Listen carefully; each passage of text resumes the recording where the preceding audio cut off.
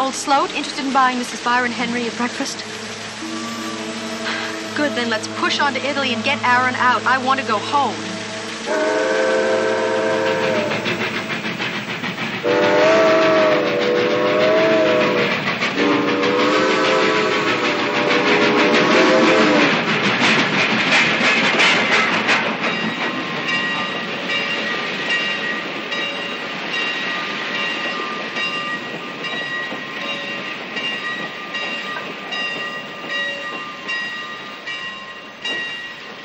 Big surprise that I got summoned. I had thought and certainly hoped that he'd forgot me. You're not all that forgettable. How far are we going? Just to Hyde Park. He has to rest.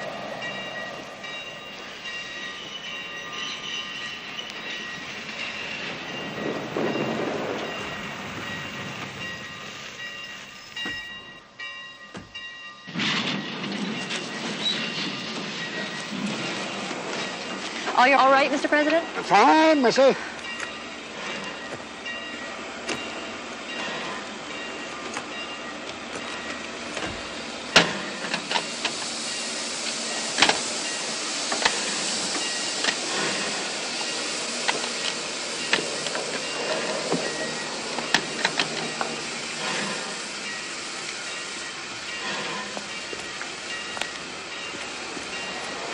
Captain Henry? Yes, ma'am. You're to sleep in the President's car. Thank you.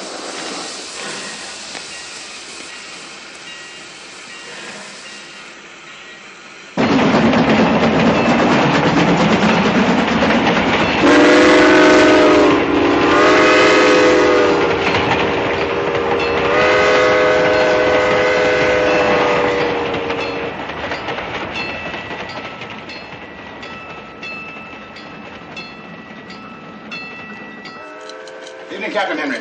Evening, Felix. How are you? Fine, thank you. Good to have you back, sir.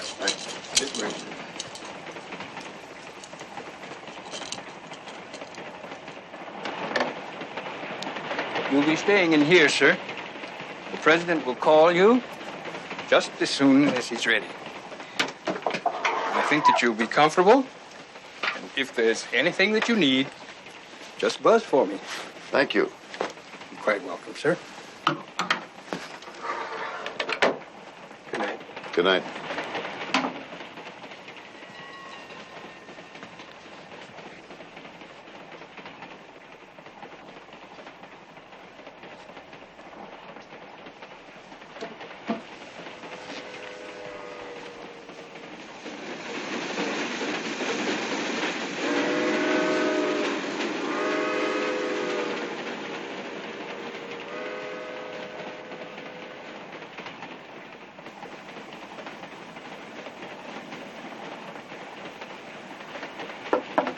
Yes.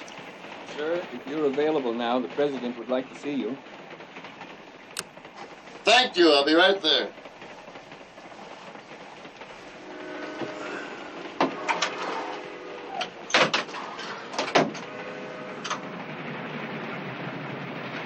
It's just at the end of the corridor, sir.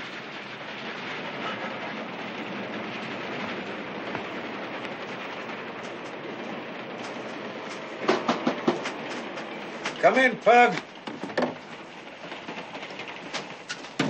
Sorry I couldn't get to you sooner, old top, but Harry and I didn't finish up until just a few moments ago. Did I break in on your beauty rest? Not at all, sir. Good. Sit down.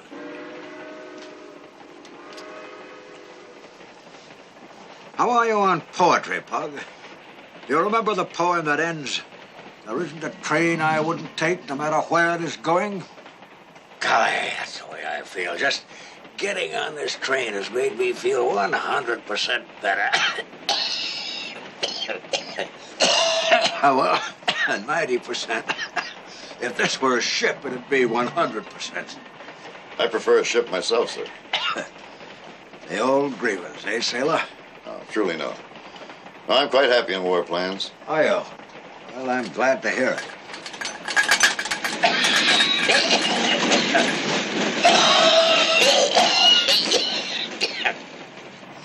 This train isn't supposed to go more than 35 miles per hour. They're shading it up there. Gotta have more of that cough medicine.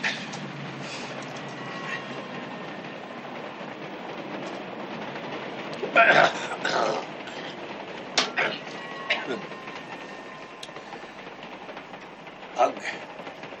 The U-boats keep working westward with this new wolf pack tactic. The sinkings are outnumbering the combined capacity of our yards plus the British yards to build new bottoms. You're aware of all that? I've heard plenty about that in these conferences. You accept the British figures? Yes, sir, I do. So do I. The point is, the minute Lend-Lease passes, we'll be sending out a vast shipment of stuff. 70 ships are standing by now to be loaded. You think Lend-Lease will pass? Oh, it'll pass. But then what? None of that stuff must land on the ocean floor, Pug. That's terribly important. British need it. They need even more the morale boost of seeing it arrive. The problem is getting it through as far as Iceland. From there, they can take it themselves, but not from here to Iceland. They're simply stretched to the breaking point. What do we do? Convoy, sir? Not with people like the good Senator Eichler Couture screaming that if Lend-Lease passes, we warmongers will be demanding exactly that. But I've been thinking. Suppose a squadron of our destroyers were out on an exercise in the North Atlantic. Not convoying, understand? Not convoying at all. Just professional drills, you might say. And then, suppose they somehow run across those 70 vessels, and the squadron leader decided that he would form up with those vessels and practice convoy procedures. Just for drill exercises, you know. Don't you suppose those U-boats might be a wee bit discouraged to see 16 or so Benson-class United States destroyers out there screening those ships? A wee bit, yes, sir. But suppose one of those submarines closes and fires anyway. That's the whole gamble. I don't believe it'll happen.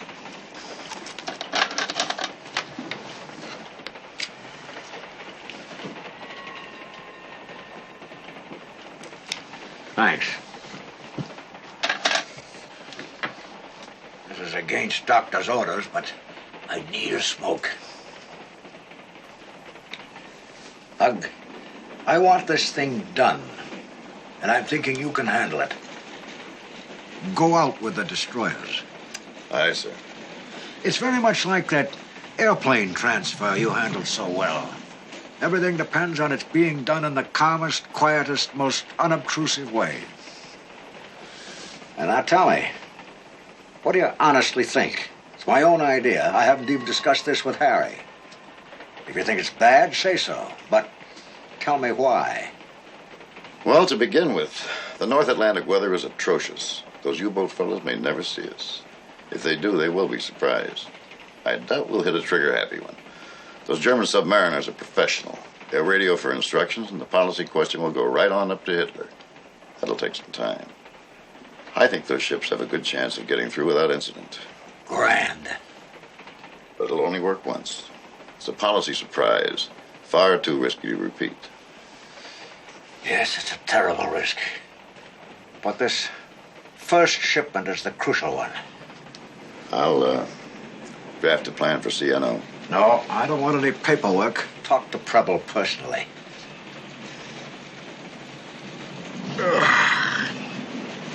Well, Pug, we'll chat about that exercise again in the morning. Aye, sir.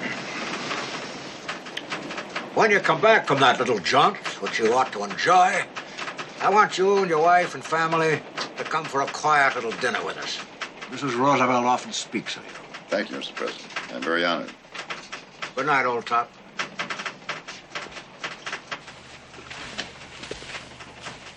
Pug. The best men I have around me keep urging me to declare war. They say it's inevitable, and that it's the only way to unite the people and get them to put their backs into the war effort.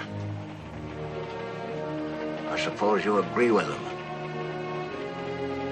Yes, Mr. President, I do.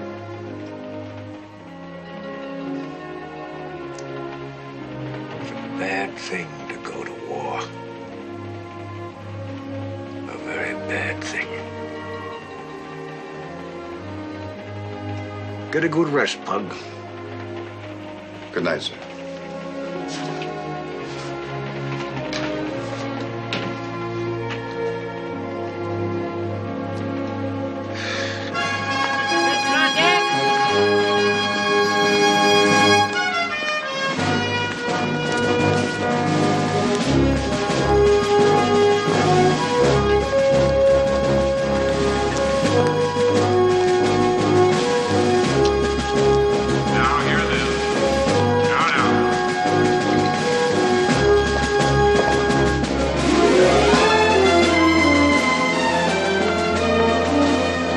Captain Henry to see Admiral King. Very well, sir.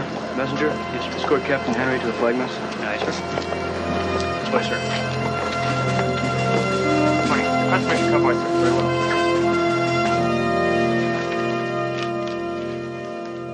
So, Captain, you are quite prepared to get the United States of America into this war all by yourself.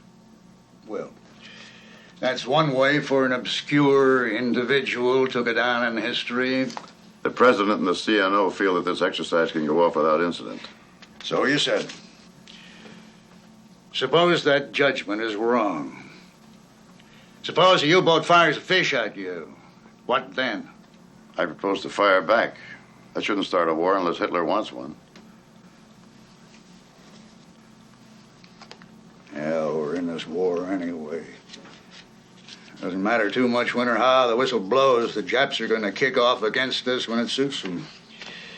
And probably when it least suits us. Well, at least this lend-lease business is going to get us building factories we need to fight the damn war.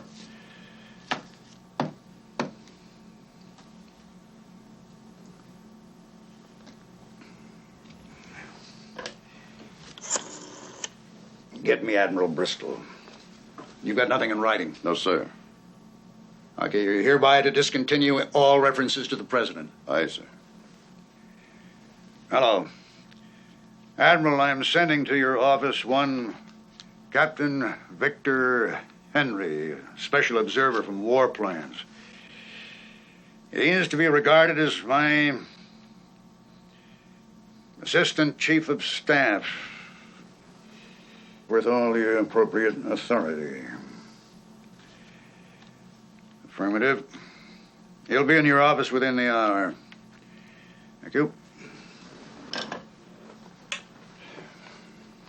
Captain, I desire that you now form out of Desron 8 an anti-submarine screen and proceed to sea to conduct realistic tests and drills in the Newfoundland-Iceland area. This is to include forming up screens on cooperative merchant vessels should you encounter them. And of course, you will avoid provoking belligerent vessels if they are to sight you. I desire that you keep security at a maximum, paperwork at a minimum, that you will conduct yourself similarly. Aye, sir. All perfect horse manure. Well, that's the story. In the event of an incident, it'll be a hanging party for all hands. Carry on. Aye, sir. Attention, please. American Airlines flight number 3 now arriving at gate 2. Pan American flight number 9 now loading at gate 6.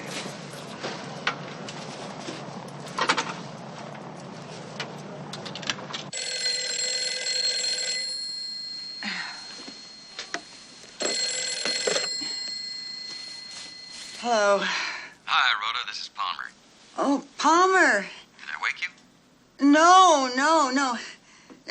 Where are you? I'm right here in Washington. Washington? That's great. Where's Pug? Oh, Pug? Oh, who knows what he's up to. He's away for a couple of weeks, I guess, on some sort of hush-hush business. In that case, how'd you like to come away with me for a week? Rhoda, we owe it to ourselves and to Pug to get this thing resolved. The way we left it in New York was far from satisfactory. I know. All right, then.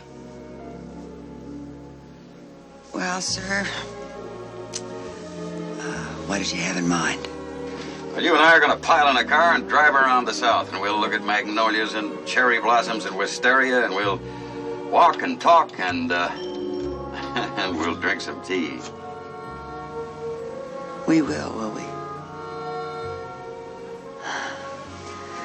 It's funny, for the last couple of days, I've had this strange craving for tea.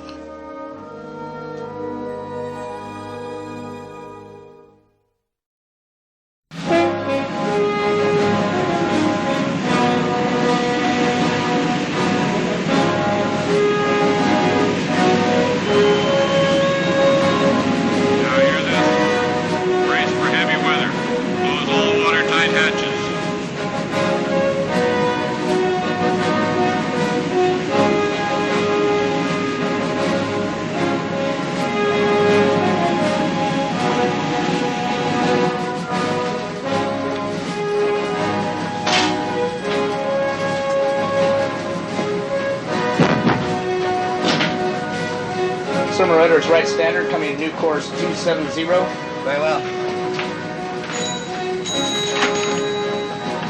Here you are, Captain. Thanks, Mike. Sir, steady new course 270. Helmsman, right standard rudder. Right standard rudder, aye, sir. Sir, my rudder's right standard. Very well. Gale force winds rising, Captain. Your convoy's out there, broad on the port bow. 3 freighters, hold down, bearing 320 relative. Oh, wait a minute, 4 freighters. Sir, 4 freighters off the port bow, about 12,000 yards. Very well.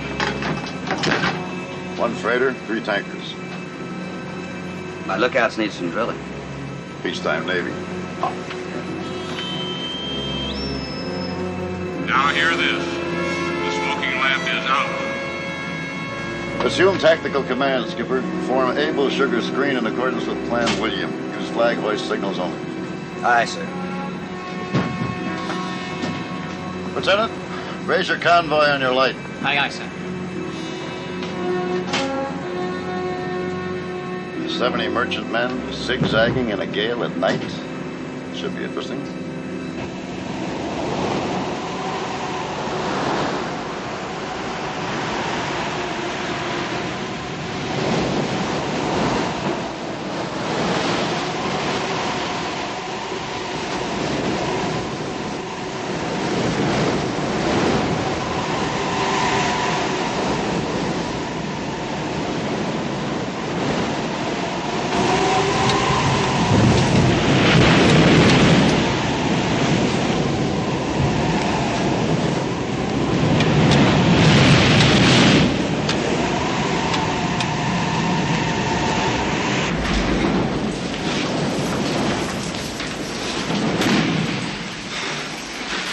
Deck cargo's still secure, sir, but we're shipping seeds over the hatches. Keep an eye on the starboard spills.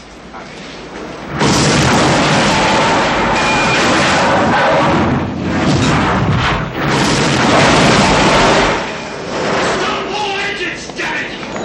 Wait a minute.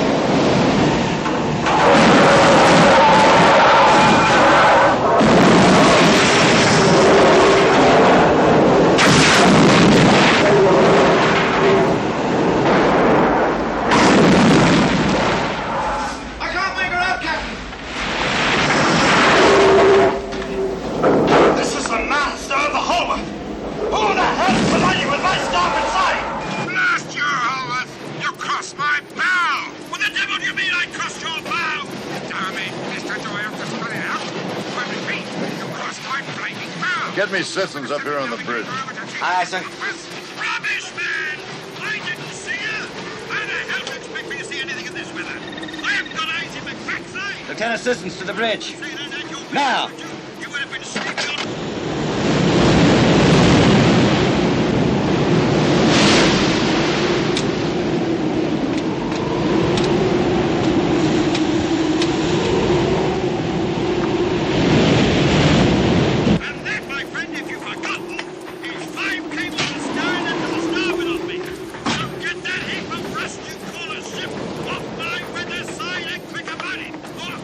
Lieutenant Sissons, don't Don't your damned merchantmen skippers know enough to maintain radio silence when ordered to? You signal your Commodore on that infrared apparatus. Imperative. Repeat, imperative. You restore and maintain convoy radio silence. Aye, sir. Come on to the chart room with me.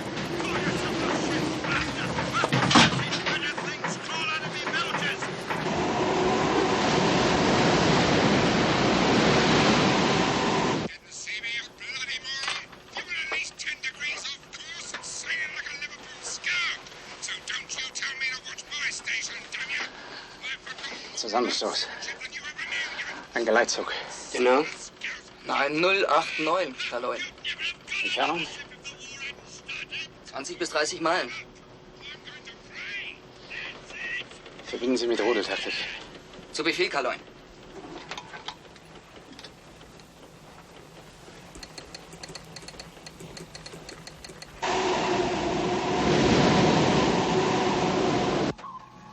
Discontinue zigzagging, sir. What about submarines? Right now, if there are any submarines out there, we don't know about it. What we do know is this zigzagging is fouling this convoy's progress, creating multiple collision hazards and compromising radio silence. You're the screen commander, Skipper. What do you think? Well, it gets us to Iceland a lot faster. Minimizes the risk of detection or collision, but if we encounter U-boats, we're sitting ducks for attack. The gambler here is they don't attack. Signal your Commodore. Discontinue zigzagging. Aye, sir. Old Navy saying, if it works, you're a hero. If it doesn't, you're a bum.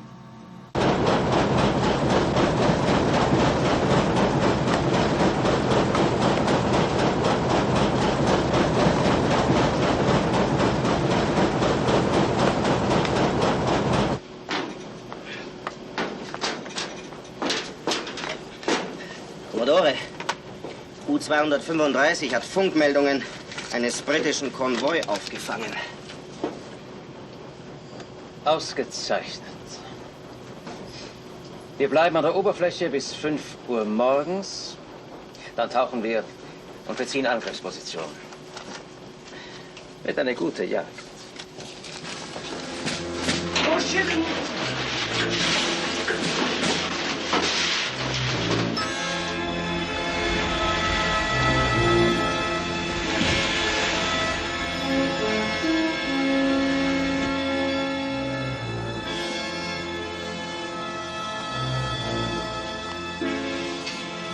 Mind your helm, sailor. On my helm, aye, sir.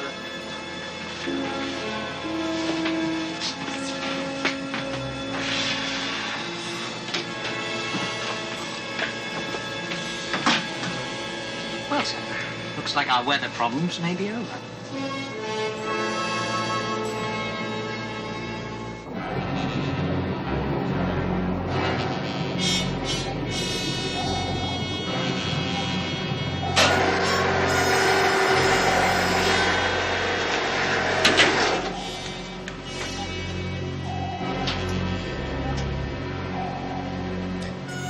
Der Geleitzug. Eine Menge Schiffe. Großer Gott. Runter mit dem Periskop. Schnell, das amerikanische Kriegsflottenbuch.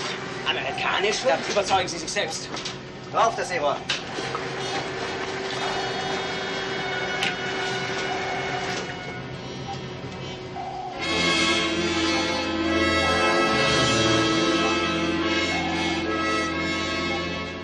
Seerohr runter. Amerikanische Zerstörer. Ein ganzer Geleitzug. Schöne Scheiße.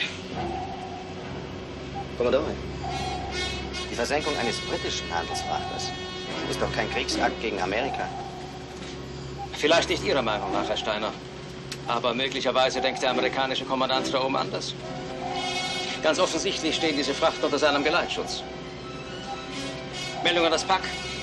Wir halten einen Kurs von 12.000 Metern voraus. Zu viel, Commodore. Und raus mit der Antenne. Multiple contacts on the sound gear, sir. Indications are they're submarines.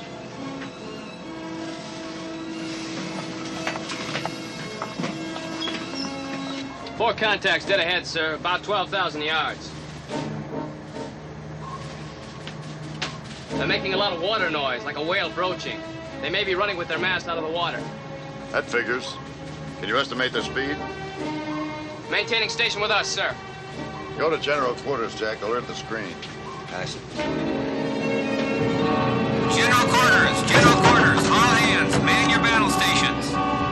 General quarters, all hands, man your battle stations.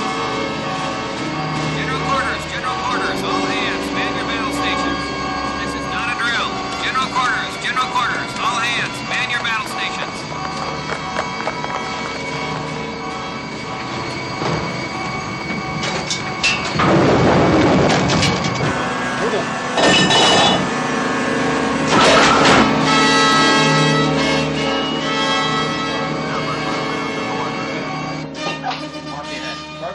Sir, 112.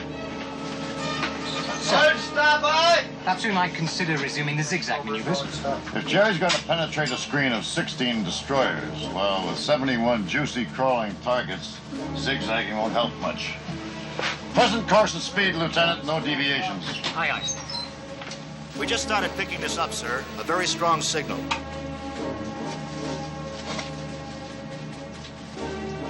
It's transmitting in code. He's got to know we're copying this. He's waiting for orders from higher up. I'd like to see some of those faces in Berlin about now.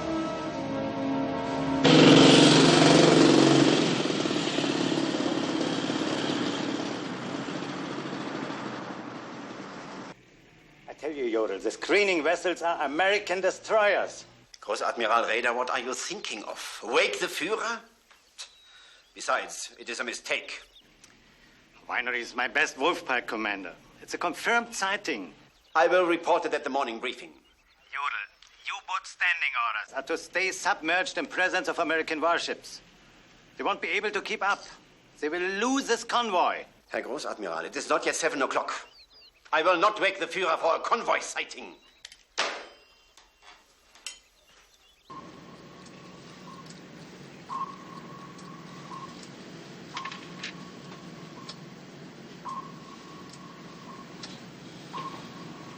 All 4 contacts remaining steady on course to station, 12,000 yards ahead of us, Captain.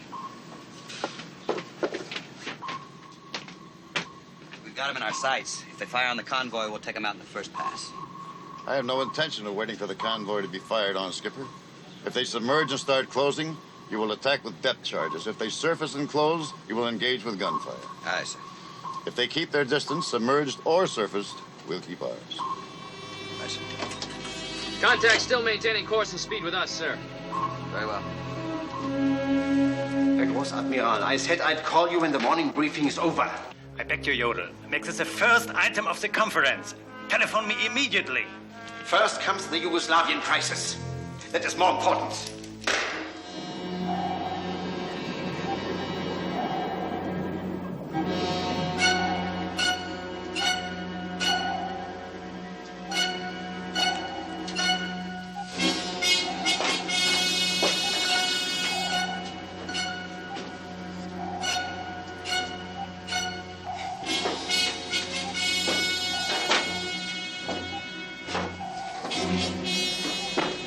Von der Admiralität, Kommodore. Schon wieder. Weitere Order abwarten. Unsere Batterien sind fast leer, Kommodore. Wir müssen mit der Geschwindigkeit runtergehen. Beide Maschinen, kleine Fahrt. Reservebatterien einschalten. Kleine Fahrt, Reservebatterien einschalten.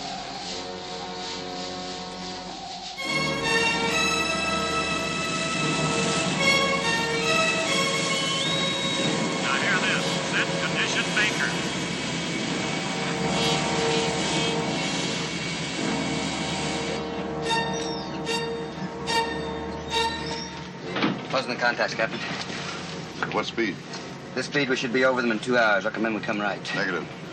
He's losing power. The commander's going to have to make his move very soon. Looks like we're all waiting on Berlin. American destroyers? Why was I not informed? Instantly! Why? It's Roosevelt. He is trying to provoke me.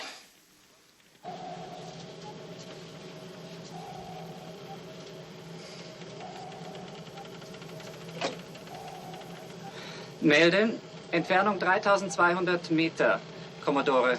Sie verringert sich. Jetzt sind schon 5,5 Stunden. Worauf warten die in Berlin? Lautsprecher einschalten. Zero ausfallen.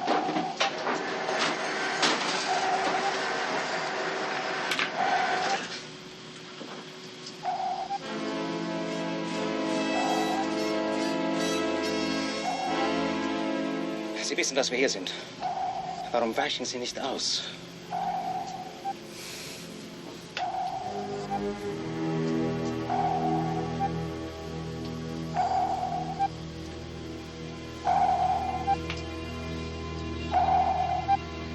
Wenn wir angreifen wollen, müssen wir es jetzt machen. Solange wir noch voll manövrierfähig sind. Berlin meldet sich, Kommodore.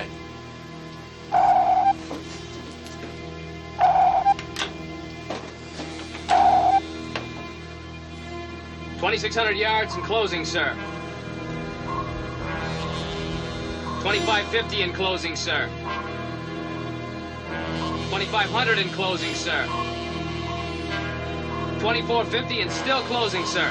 All right, that's it. Prepare for depth charge attack. This battle force will not be fired on. Aye, sir. Wait a minute! Sounds like they're all blowing their tanks. They're coming up.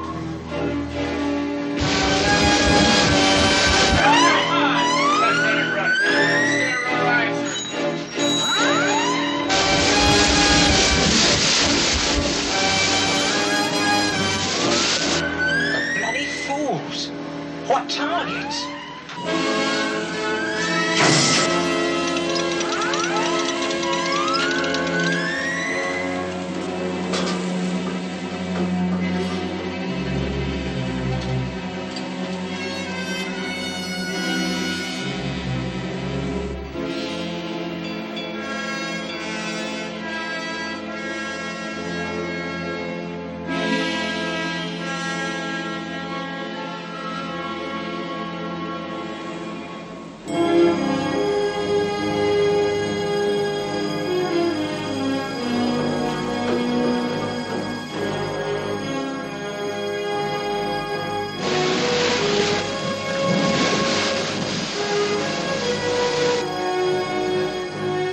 Looks like he's throwing in a towel, sir.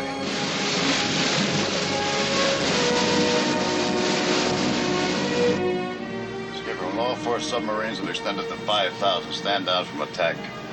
Maintain sonar contact until they disappear. All 4. Aye, sir.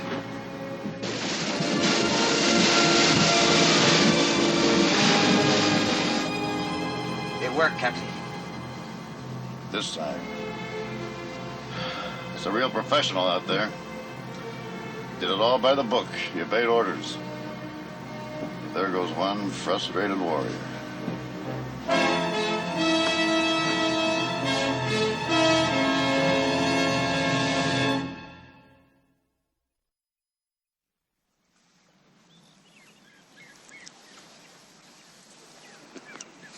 Oh, it's been sheer heaven. Does it have to end? Oh, heavens, yes. We should have been back last night. What are you going to tell Pug? Well, it couldn't be worse timing, what with Janice and Warren having the baby and Byron suddenly sailing off to marry that Jewish girl. Rhoda, there's always going to be something. I know, but he's down right now, Mama. Down? Beached. Oh, you have to be Navy to understand. With the Navy expanding like mad, his classmates are all getting battleships and destroyer flotillas and cruisers, and he's stuck in shore duty again. He's had 10 years of it. He's in war plans. Oh, I know. War plans sounds glamorous, but flag rank depends on Blue Water Command, not on desk jobs. It's a lousy system. Wives. The Navy wives always know the score. Gals who used to be my closest friends are suddenly cooling off. My man is falling out of the race. And it's not the time to hit him. I know. But how can I not tell him? going away.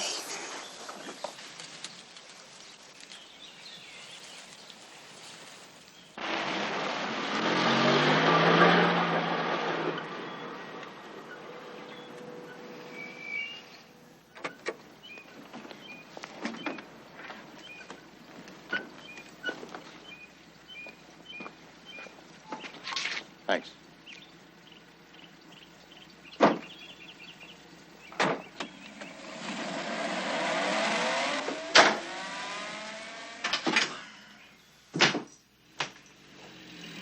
Hey, honey, he's home.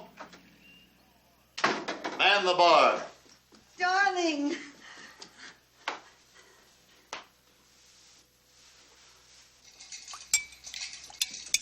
It's been absolutely impossible to talk to the girls since you've been gone. Nobody wants to gab about anything except the new orders. Pug, you would not believe some of the new assignments. Chip Pennington. Old Chip who hasn't drawn a sober breath since the academy. Well, he got a destroyer squadron out of Pearl. Naturally, Tammy had it all over town before Bupers even sent out a dispatch. When you wind down, Rhoda, I've got something to tell you. You do? Well, I've got something to tell you, too. This was waiting for me when I checked into war plans.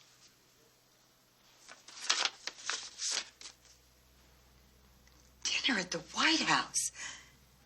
But what is it, Puck? Is it a state banquet or something, or one of those huge affairs? No. Just a quiet dinner. Our family, the President and Mrs. Roosevelt. Puck. Oh, Puck, just us and the Roosevelts? What have you been up to? Nothing. A little errand running. This is just a carrot for the donkey. A carrot for the donkey? It's magnificent. It's fantastic. Oh, wait till Tammy hears about this. And Elaine Foley, too. Oh, God. Rhoda, simmer down. Oh, what on earth am I going to wear? I'll have to shop like mad. You have something you wanted to tell me? What? You wanted to tell me something? Oh, no, nothing. God knows you've blown it clear out of my mind. Oh, Puck, just us and the Roosevelts. Now hear this. Mail call.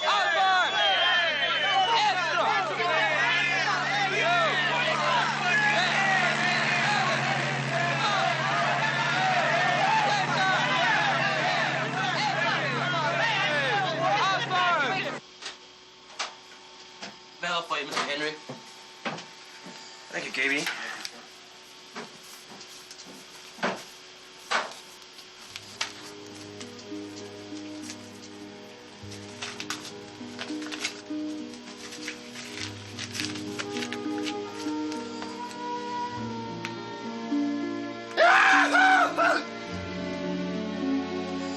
What in blazes is going on? Hey, take a look at this one.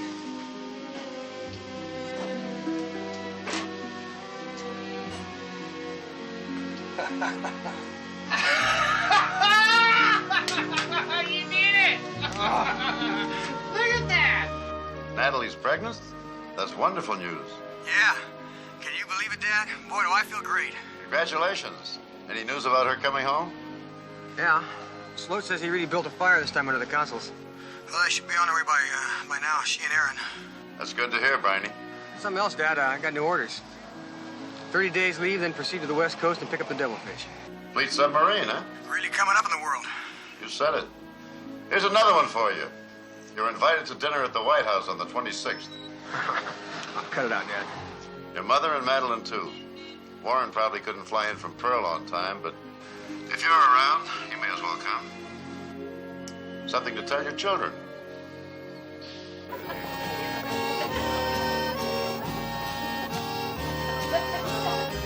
With the date for the invasion of Russia, Operation Barbarossa set for June 22nd, Adolf Hitler holds an intimate afternoon tea at Berchtesgaden. Finally, he is notified that the most important guest has just arrived. Summoned by the Führer, Gestapo Chief Heinrich Himmler is here to discuss a matter cloaked in such secrecy that only a handful of top Nazi leaders know of its existence. What's up out there, Himmler?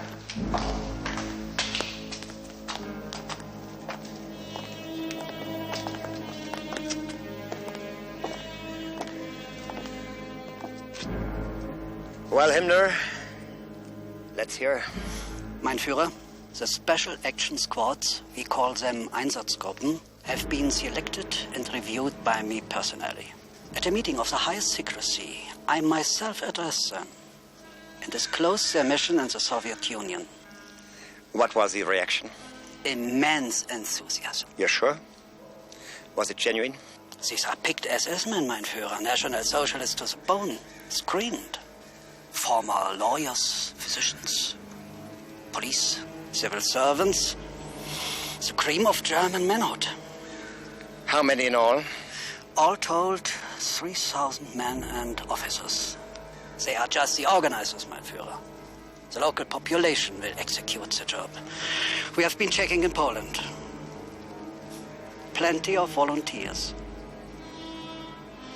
A very positive report, Himmler. Come to the party. Have a little fun. Relax. You're working too hard, you know. What do you think, Dad? Limey's gonna get the Bismarck? Well, Bryony, they claim that the Prince of Wales winged her off Greenland. But those German pocket battleships have got fine damage control. I've been aboard the Bismarck. If they did hit her, she probably just buttoned up those flooded compartments, lit out for home. Yeah, British are sure throwing everything into this search. Well, they know where she's headed. French coast. You know the speed she makes? I imagine British Air will find her. Unless the Bismarck is not damaged. In which case, God help any convoy she runs across. She can pick off 40 ships in an hour. I'd sure like to be on that search. You would, huh? Hey, what time is it? Come on, let's make tracks. Hey, Dad, you're pretty close to the president, aren't you? Close? I don't know anybody who's close to Mr. Roosevelt except maybe this Harry Hopkins. I got a couple letters from Natalie the other day. She's still stuck. What now? I don't know. Her uncle can't get his passport renewed. Same old runaround. Well, you tell your wife to come home. Let him sweat it out. That baby should be born here. She won't leave him. Now they're completely ringed by Germans. They're in France, Yugoslavia, North Africa, and all the way through Italy. Dad, there are a couple of Jews. I'm aware of that, Baron. Bud, would you come here? I'm going out of my mind.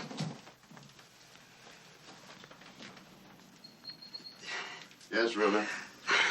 Will you look at how my stomach is bulging?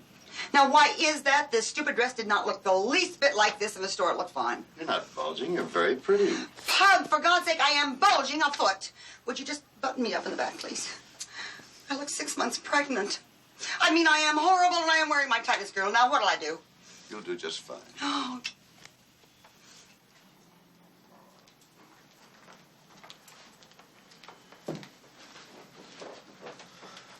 Hey, Dad, you know, I was thinking maybe you could mention this thing to the president. That is an unreasonable notion. Byron, I don't think that your wife's uncle's citizenship mess is a suitable problem to submit to the President of the United States. Well, just where would you suggest I submit it, then? For heaven's sake, what are you two jawing about? Pug, will you put on your jacket and come along? Madeline's waiting at the railroad station. Yes, dear.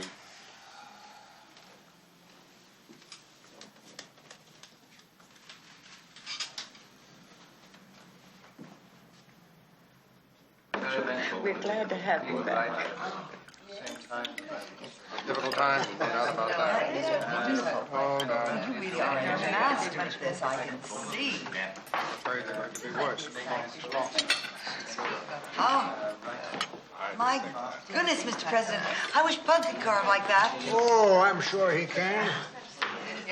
Think you can handle all that, Harry? Barely, Mr. President. I do like a slice of ham, though, don't you, Rhoda? Oh, yes. Not a steak, not a sliver either. The secret is a sharp knife and a firm wrist. You know, we always serve lamb in our house. The children have always adored it. I love it, too. It's one of Pug's very favorites, I must say, Mr. President. Total commitment. Global I've always loved it. I prefer the short. Built up all those lanes. You know, someone Why are Germans massing so many troops? They built up with I credit. didn't realize. They brought all their troops. What's that, Pug? Am I missing something good? Mrs. Roosevelt was just asking me about these German troop movements. Captain Henry was in the intelligence business, too, Willie. He was naval attaché in Berlin. Very few people know this, Pug, but Mr. Maugham is not just a famous author. He was a British spy in the last war. He even wrote a spy novel, Ashington. So watch out what you say around here. It'll get right back to Churchill. Mr. President, you know very well that a house guest would never do that. I'm not a ferret now, I assure you, but a much lower form of life, a sponge. What do you think of this, Willie? Captain Henry predicted the pact between Hitler and Stalin before it happened. All the clever diplomats and generals and columnists were caught flat-footed. But not Pug. What's your prediction this time, Pug? Will Hitler attack Russia? With that piece of luck, Mr. President, I hocked my crystal ball and threw away the ticket. Captain, never admit to luck in our racket. Now, let's ask our Undersecretary of State. Sumner?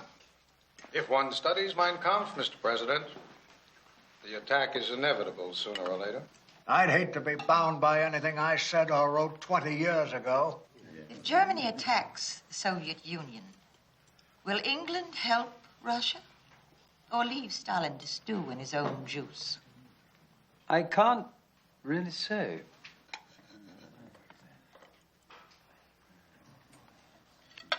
You know, Willie, a lot of folks here don't believe the story that Rudolf Hess is crazy. They say he was sent over to advise your people of the coming attack on Russia and to get a hands-off agreement in exchange for a promise to help you keep the empire. That very plan is in Mein Kampf. Sumner, do you think we could explain it to the American people if the British did not help Russia? I think that would finish off aid to England, Mr. President. If Hitler is a menace to mankind, that's one thing. If he's just a menace to the British Empire, that is something very different.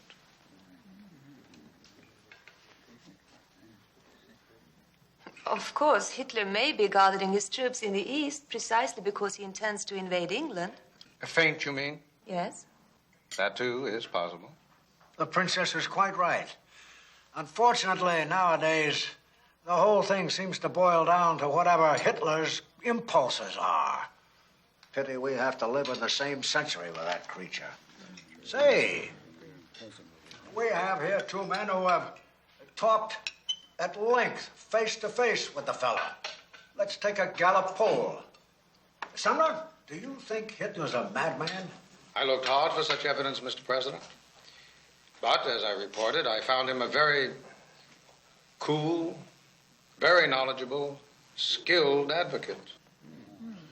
How about you, Pug? I'm afraid I must agree with Mr. Wells, sir. Face to face, the man is a powerful presence with an incredible memory and a remarkable ability to marshal the facts when he speaks. Yes, the fellow's able, of course, or he wouldn't be giving us all this trouble. Pug, when on earth did you have a talk with Hitler? That's news to me. Well, I mean, honestly, he's always been closed-mouthed, but to keep a thing like that from me... You didn't need to know. What? Captain Henry, I bow to a professional. My dear, you couldn't have paid your husband a handsomer compliment in public. Well, I didn't intend to. Imagine. Well, I mean, he is just a sphinx, that man. Pug's a very fine officer. I expect great things of him. I always have, Mr. President. Not everybody deserves such a beautiful wife. But he does, Rhoda. Oh.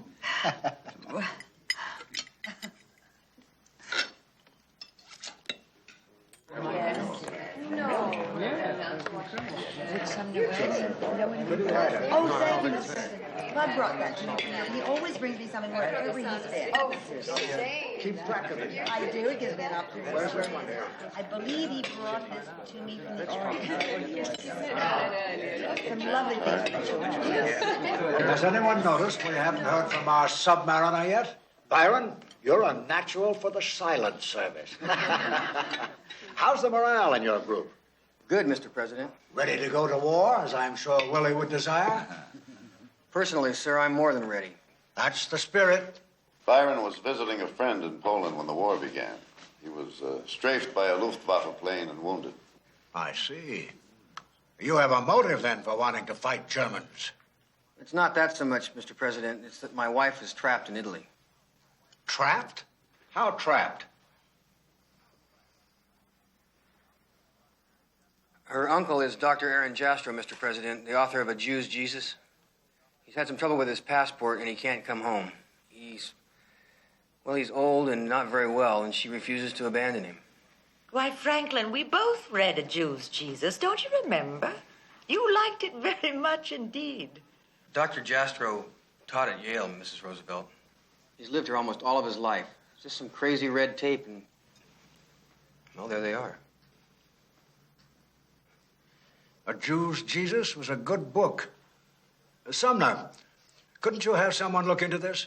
Certainly, Mr. President. Let me know what you find out. Yes, sir.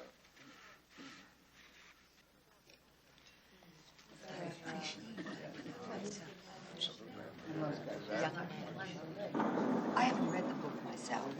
Well, you should. Really? It's a classic. Oh. Beg your pardon, Mr. President. Yes, let me have it.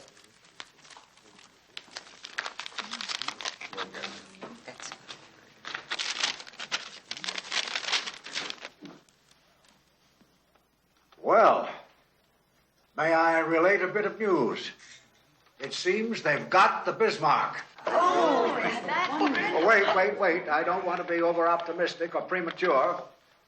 What it says is that airplanes from the Ark Royal have caught up with her and put several torpedoes into her. When night fell, she was trailing thick oil and steaming slowly west, the wrong way. The entire fleet is now closing in, and some units now have her in sight. Do they give her position, Mr. President? Longitude 16 west, latitude 48 north. Okay.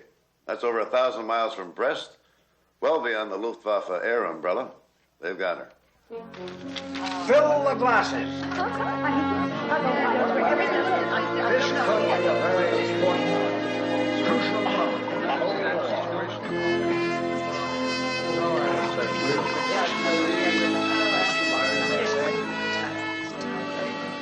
The British Navy.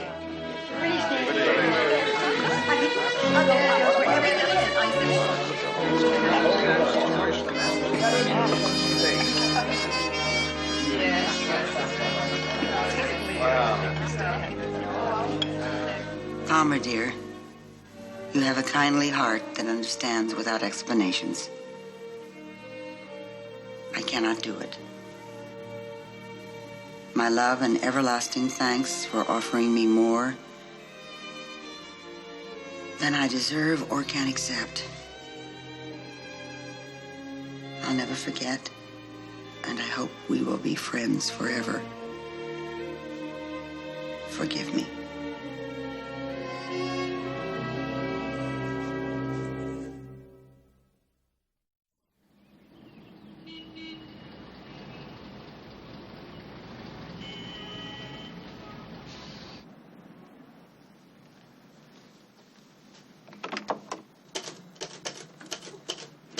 Captain, the Undersecretary sends his thanks to you for interrupting a busy schedule to come over. Please, come in.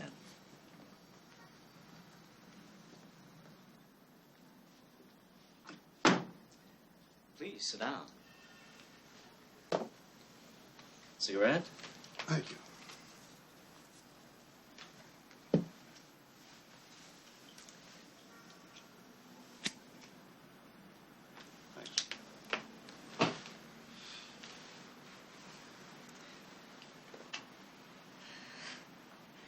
Muggy day. Yes. Well, now, the business of Dr. Aaron Jastro's passport. As it turns out, it was no problem whatsoever. In fact, the authorization for clearance went out quite a while ago. It may have been delayed a bit en route, but we've double-checked by cable, and it's all set.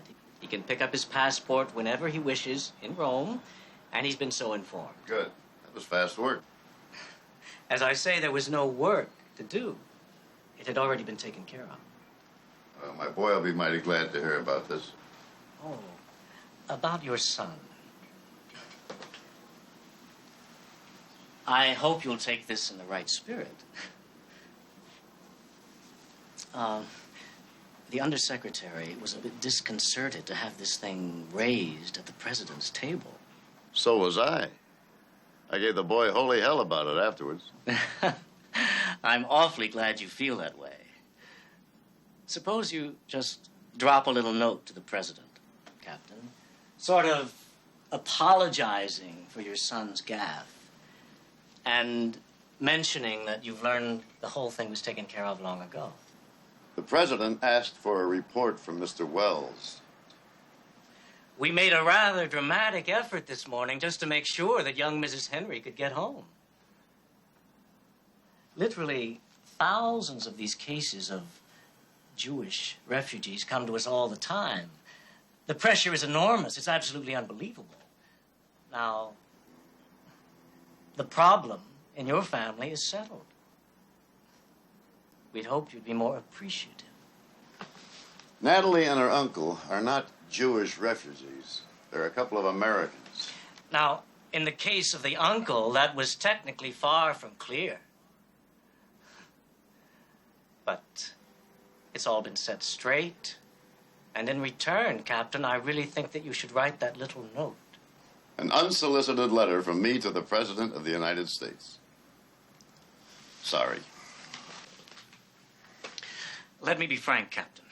The Undersecretary wants a report from me to forward to the President. Now, just a word from you would conclude the matter. Mr. Whitman, why was a distinguished man like Aaron Jastro stopped on a passport technicality when he wanted to come home? Certainly that's what the President wants to know, and I can't give him the answer. Can you? Okay. Obviously, you can't either. I suggest that whoever can had better try. Now, is there anything else? Captain Henry, the Undersecretary may find your refusal hard to understand. You're flouting a direct request from the State Department. I work for the Navy Department. Many thanks.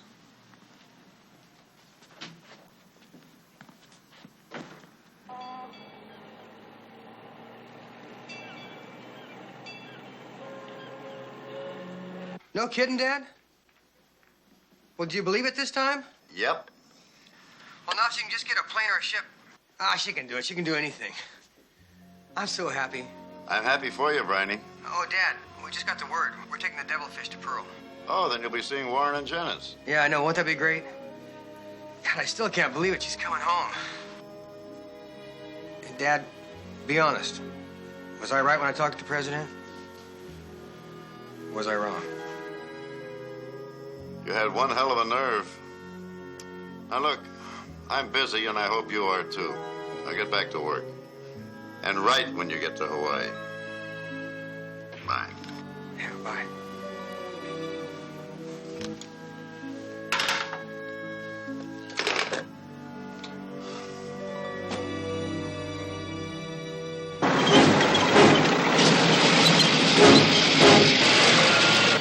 June 22nd, 1941. The German army of 3.5 million men is deployed along a 1,000-mile eastern front. From the icy Baltic to the warm Black Sea.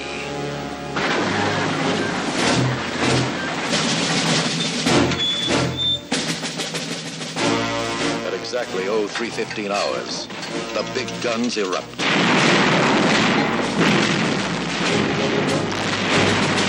Barbarossa, Adolf Hitler's invasion of Russia, is launched. Fleets of German warplanes sweep across the borders. Caught on the ground, the Russian Air Force is all but wiped out in the first hours.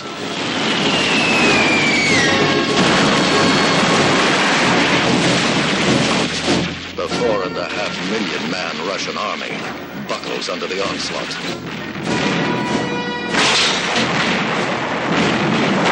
The German surprise attack has succeeded on a scale unsurpassed in the history of warfare.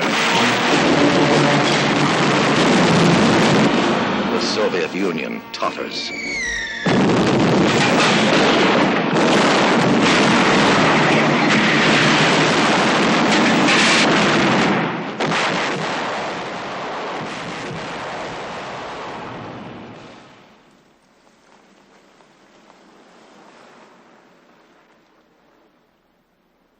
Field Marshal Sir John Dill, Chief of the Imperial General Staff, hastens down from London to Chequers, Churchill's country home. He is carrying the latest dispatches on the German invasion.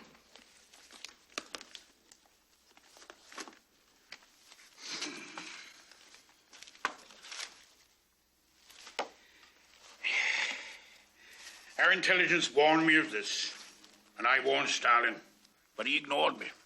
He's not only a butcher, he is a bungler. I shall broadcast at 9 tonight, offering our full support for the Soviet Union. Does that not embarrass you, Prime Minister?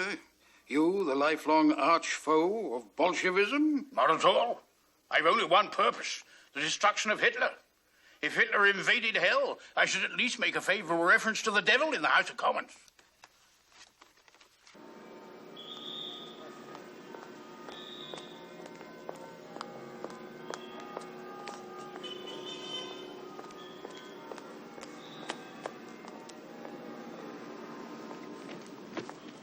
All'alba ieri la Germania ha dichiarato guerra alla Russia ed ha attaccato 2 miglia del fronte orientale russo, dall'Artico ai Balcani.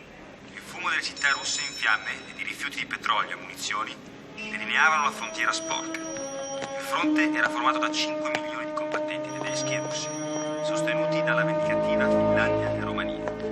La maggioranza dell'esercito tedesco spinse la potente armata russa indietro per circa 10 miglia dietro il territorio sovietico.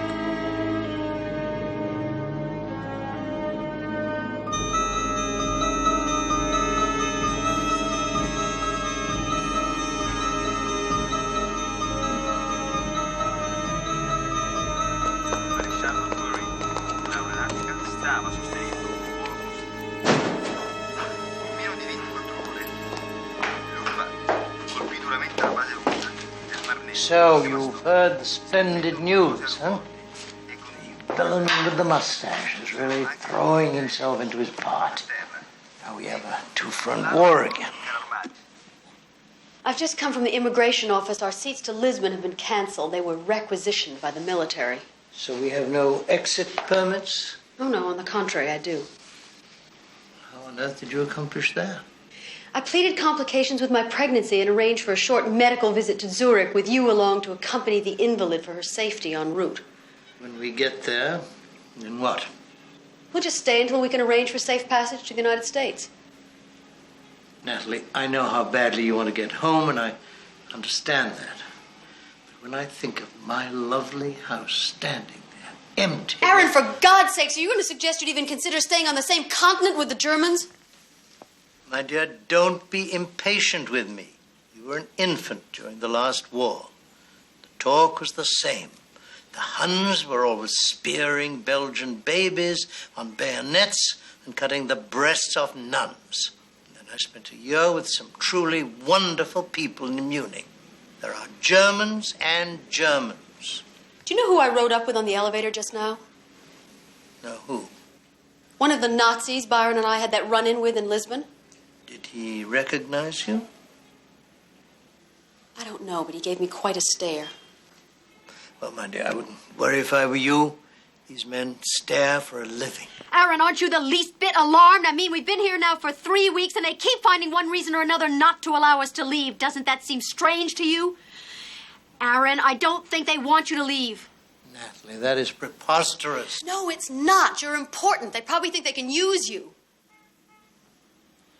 Aaron, I'm going to Zurich next week with or without you. My baby's not going to be born in a fascist country at war.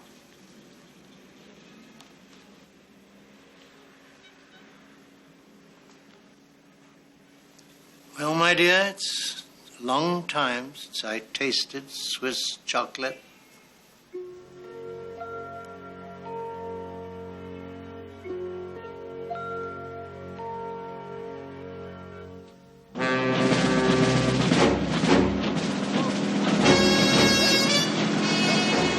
The second day of the invasion.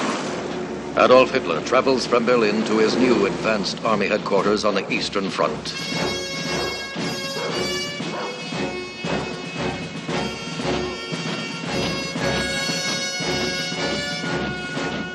To sum up, mein Führer, the General Leib has advanced north toward Leningrad as planned.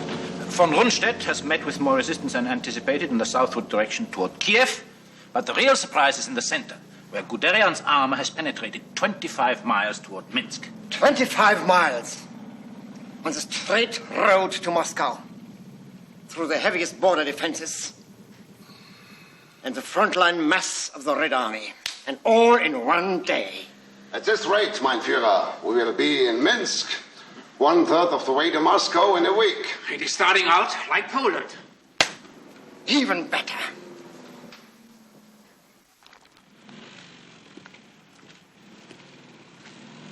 What word from Himmler? We talked on the phone an hour ago. He's addressing the final meeting of Einsatzgruppen officers at this moment. They will then join up with their units. All 4 special action groups will jump off today. They will begin actions immediately in the border towns. Himmler will be sending in daily figures. I want to know those daily figures. Certainly, mein Führer.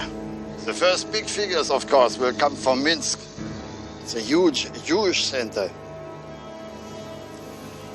So begins the fulfillment of a dream. Of a heroic and glorious vision, mein Führer. A purified Europe, and in time, a purified world. Lately, I have neglected the dog most cruelly. Blondie. Good dog, Blondie. Good dog. Mankind will one day understand your lofty aims and honor you for them, mein Führer.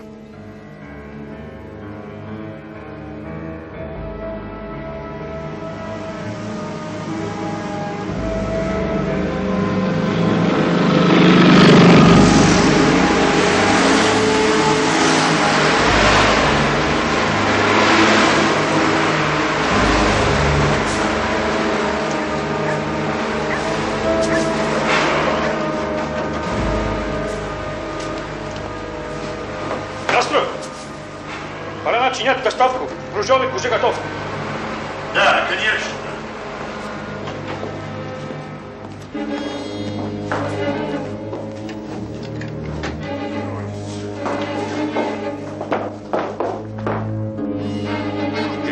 Ich darf etwas erledigen. Sehr gierig heimkommen. Wo steht sie? Wir gehen weg von dannen. Heint in the free. Wohin fuhr sie? Sorg sich nicht. Mach dir dein Tradition.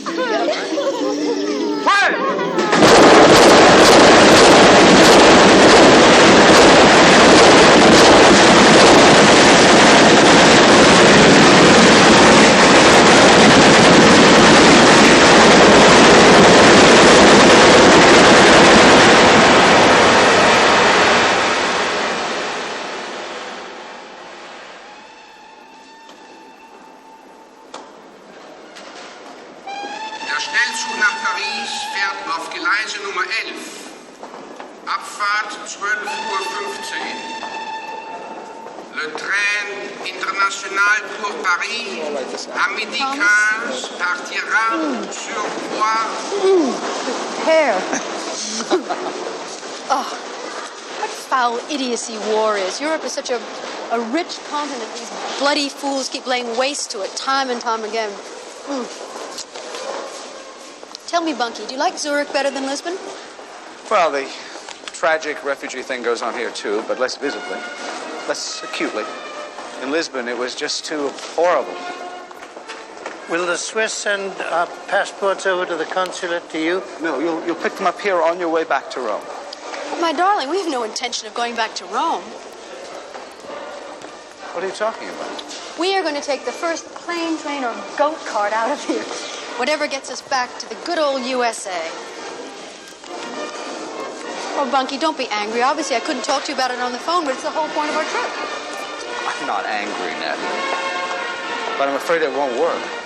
Why on earth not?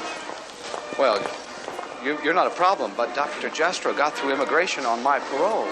He has no transit visa. Well, I thought things were going too easily. Bunky, wild horses can't get me back to Rome, and that is that. I mean, you've got to find a way to clear Aaron. He's here now, his passport's as good as gold, and I just know you can solve it.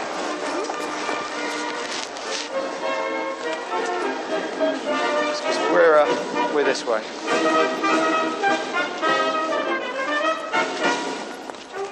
I'll drop you at the hotel, and your doctor's appointment is this afternoon. Right here.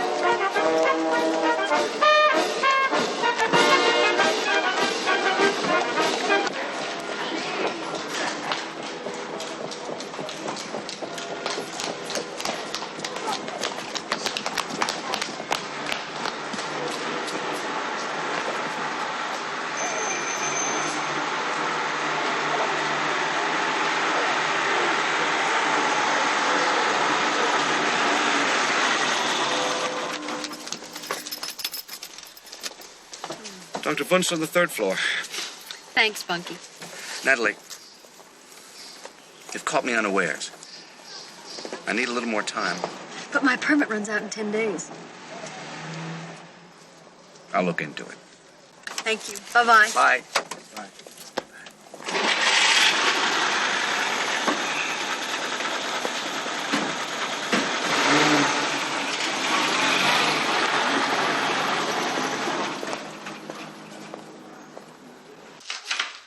Very well. Take a little rest, Mrs. Henry. You're strong as a horse. You're carrying the baby perfectly. I've had 3 bleeding episodes. Yes. You mentioned that. When was the last one?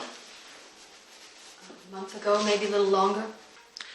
Well, you can wait around a day or so for the result of the smear and the urine test and so forth. I'm almost sure they'll be negative. And Dr. Corona will deliver a fine baby for you. He's the best man in Rome. Dr. Wundt, unless I can go back to the United States, I'd rather stay here and have my baby. I don't want to go back to Rome. So? Why? Because of the war. If the United States gets involved, I'd find myself on enemy soil with a newborn baby.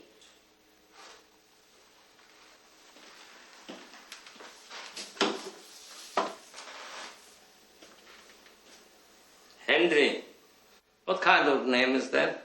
Scotch, I guess. Scotch-English. Your maiden name is Jastrow, you said. Is that Scotch-English too? It's Polish. Polish-Jewish. And that gentleman outside, your uncle? Is he Polish-Jewish? He is a very famous American writer. Really? How exciting. Is he Polish-Jewish? He was born in Poland.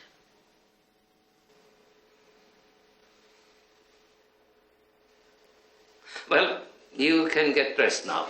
Then come into the other room, please.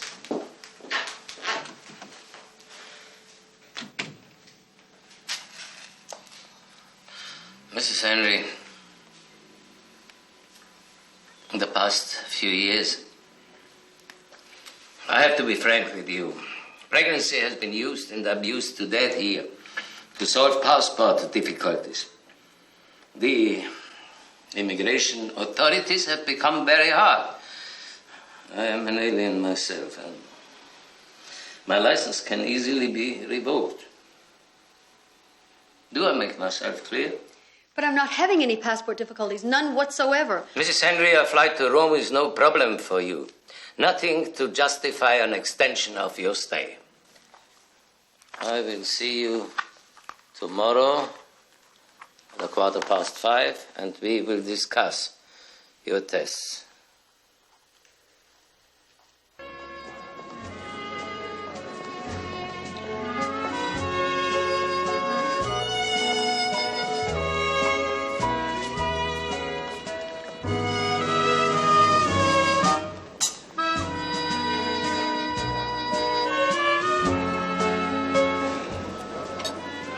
You ever seen anything more beautiful?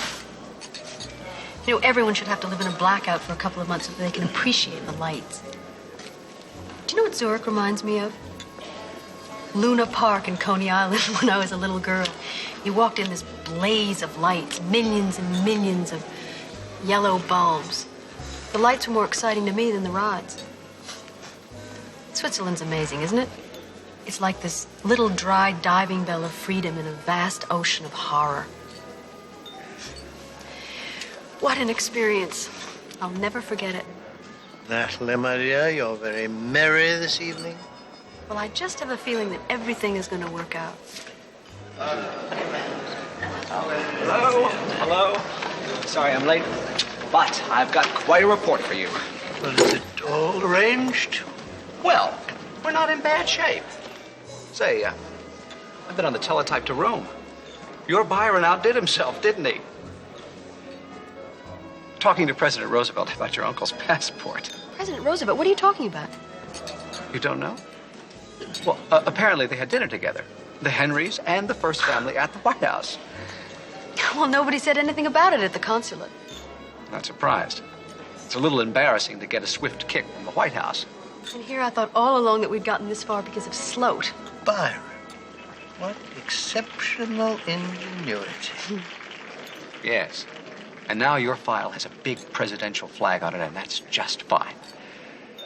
Well, Natalie, you're all set. You're on the waiting list at Lufthansa for your connection to Lisbon. You should be out of here sometime next week. Lufthansa? What about the Spanish flight?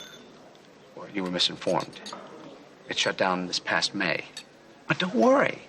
Your passport doesn't say you're Jewish or Mrs. Byron Henry. And even the Germans have some tenderness about pregnant women. But what about Aaron? I'm coming to that. She's the important one. What happens to me couldn't matter less. I've lived my life. Hold on. Good Lord, Dr. Jastrow, it's going to be all right. You just can't stay here in Switzerland. But you're all set, too. Rome was absolutely appalled that you'd fled to Zurich. The ambassador himself in particular. He says that if he has to, he'll appoint you to his staff and send you home on a diplomatic priority. You will be returning to Rome, but he'll take full responsibility for dealing with the Italians. Well, looks to me like we've come to a parting of the ways, Natalie. Natalie, I know you're set against going back to Rome, but if you'd like to reconsider, the ambassador will make identical arrangements for you. I won't hear of it. Natalie must go her own way now. I bear a burden of guilt about you, at least as large as that baby you're carrying. Someday, you'll know the true measure of my gratitude. You have earned, as our fathers quaintly put it, a great share in the world to come. If only it existed.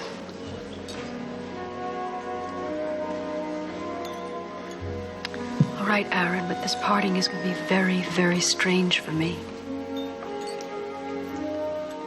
Well, then you're all set.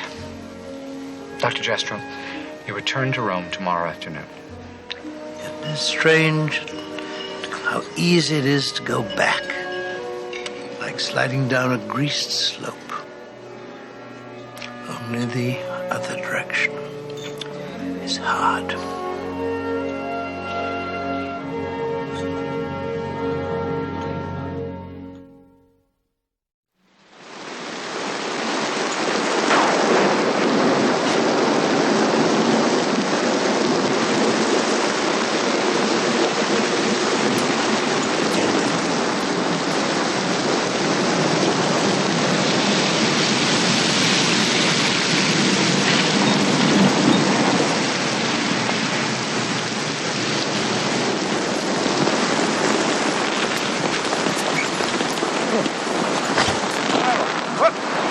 Hello there. Kirby, what are you doing here? How long have you been in town? A couple of weeks. I got some business with the Navy Department.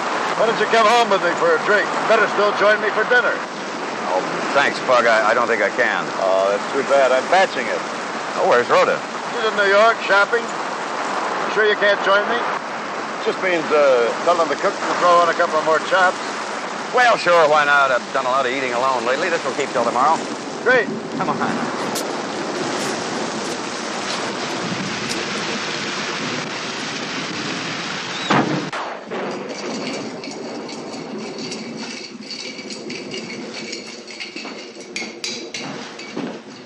Second jug full? Well, I pushed dinner back about an hour. Give it time to relax. Gee, well, the way I feel on the size of that jug, you may have to lead me to the dining room. It's not so far. The furniture has no sharp corners on it.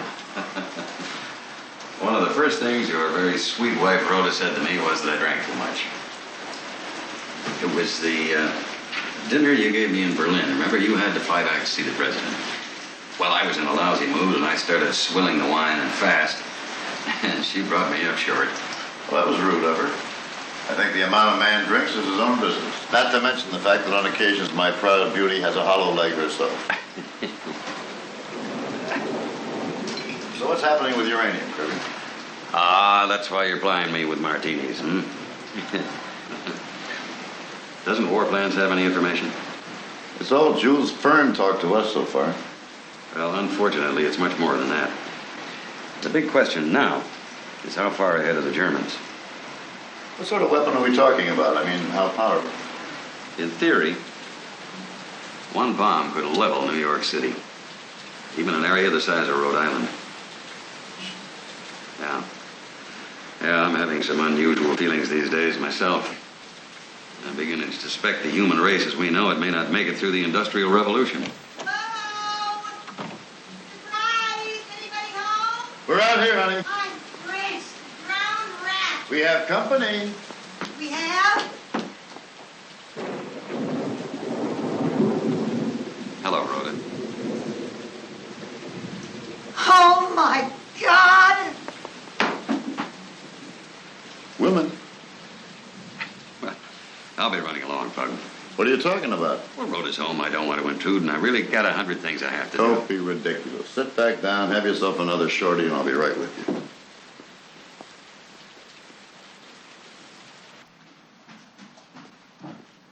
You okay, Rhoda? Where'd you dig up Palmer Kirby? Did he telephone? Oh, I just ran into him. I've asked him to stay for dinner. Is that okay? Why not? Why don't you go downstairs and keep him company, dear? I'll be down in a minute. Okay.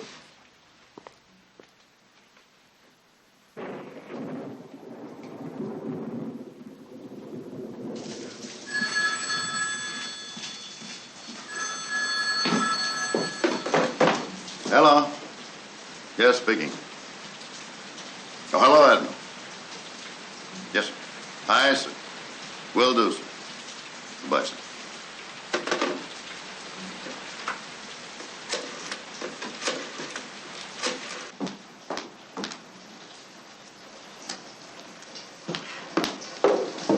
Well, quick change artistry. Well, I hope so. When I got here, I looked like the witch in Snow White. I just had a call from Admiral King. He's at the department. Oh, no, Pug. What about dinner? You and Fred go ahead and have dinner, and I'll call you as soon as I find out what it's about. Oh, well, look, I'm sure the last thing Rhoda wants to do is entertain me. You must be exhausted. I'll go back to town with you. Look at her, Fred. Does she look exhausted to you? Here's my taxi.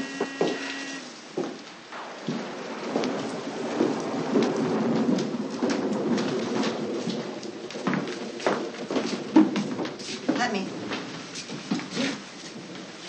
I'll call you as soon as I can, honey. All right. I'll probably be home in time for coffee.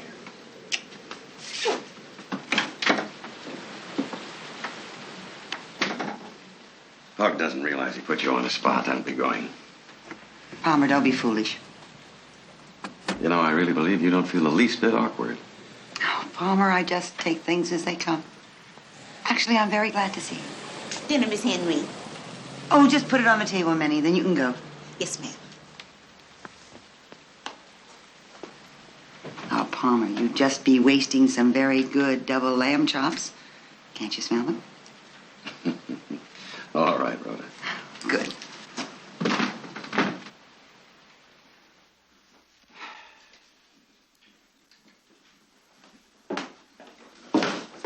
A little more Saint-Julien with the cheese? Rhoda, if he comes home and finds out we've cracked the second bottle, his eyebrows will go way up. Oh, sure. Minnie's the second bottle he and I have cracked. And third ones on occasion. There. Oh, isn't this pleasant? Doesn't this porch remind you of the house in Berlin? Well, it does remind me of an evening in Berlin. The way the light lingers on, the fresh smell of rain-done trees. You do remember? Oh, yeah, I have an excellent memory. Sometimes a little too good. Was my letter really so very upsetting? Yes, it was the worst blow I've had since my wife died.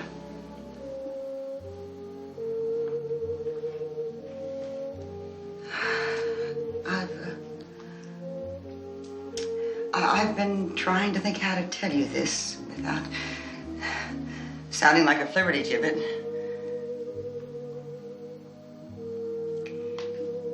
I sat next to the president at that White House dinner.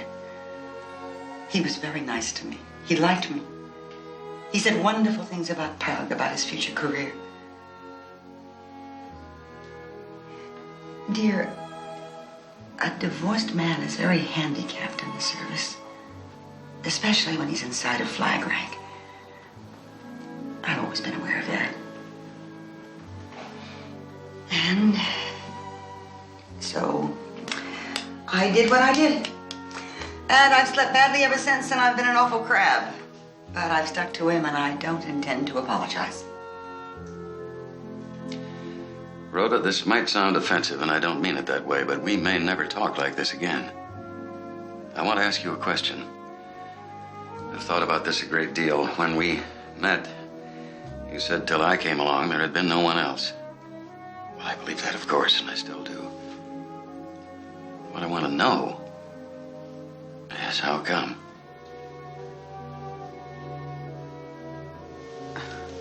No, I've made you angry.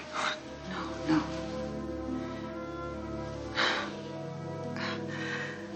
Of course, I know the answer you want. That you were irresistible. That there has never remotely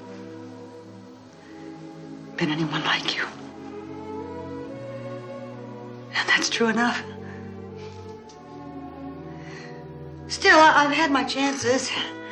And I don't just mean drunken passes at the officers' club. There have been times.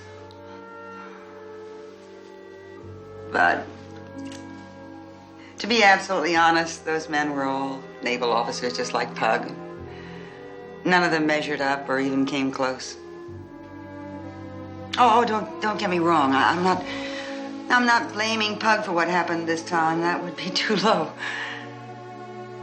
But he does shut me out so much.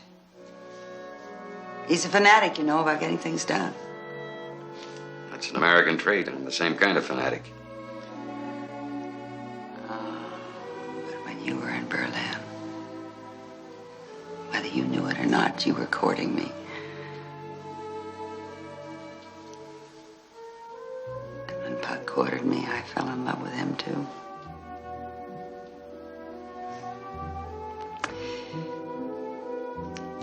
Just one thing more. Though you, of all people, may give me the horse laugh. I'm a good woman, Palmer. At least I think I am. And so, with one thing and another, there has been no one else. Nor will there be. I'm a quiet grandma now. That's that.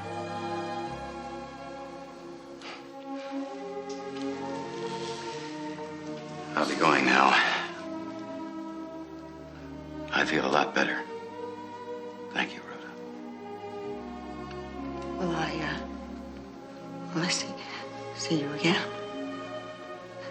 Well, Washington's a pretty small town. Look at the way I ran into Pug tonight. Can you find your way up? Yes, certainly. I don't mean to be rude, but to be frank, at the moment, my eyes are messy.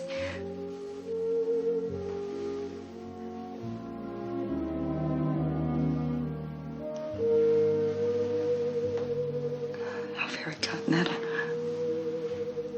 and sweet.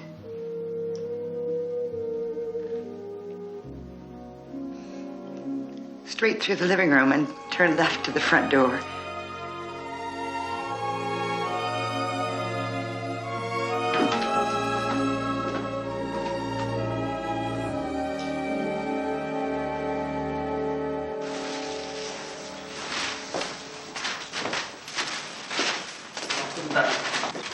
Mrs. Henry, my key, please. اتقفلي. بريد.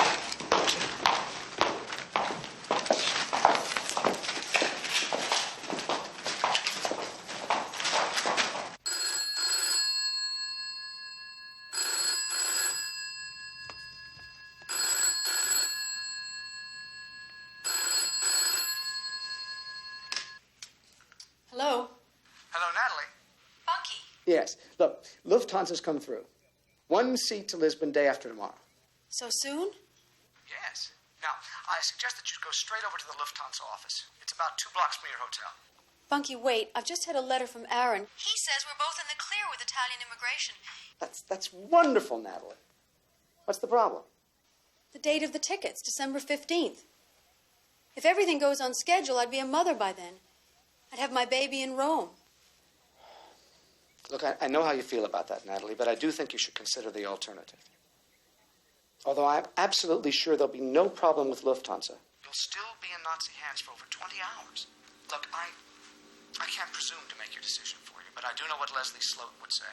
And Byron, too. I know. Play it safe. Go back to Rome. Exactly. Listen, Natalie, if there's anything I can do, just call me, will you? Thanks, Bunky. You've been a dear. Keep me posted, okay? Bye-bye.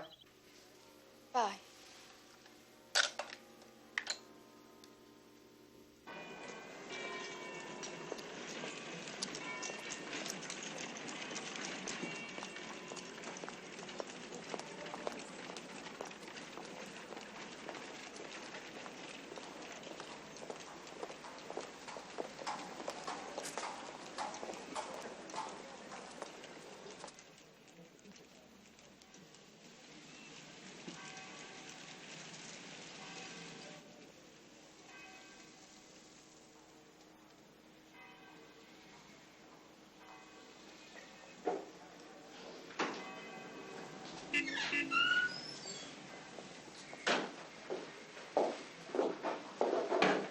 Guten Tag.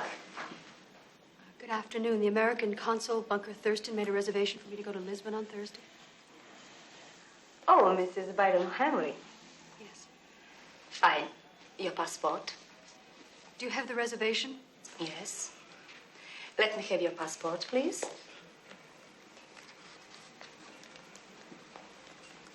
Fill this out, please.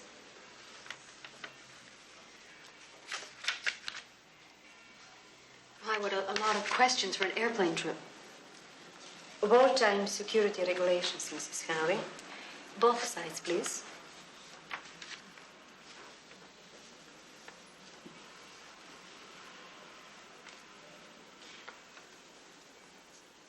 Brauchen Sie einen Stift?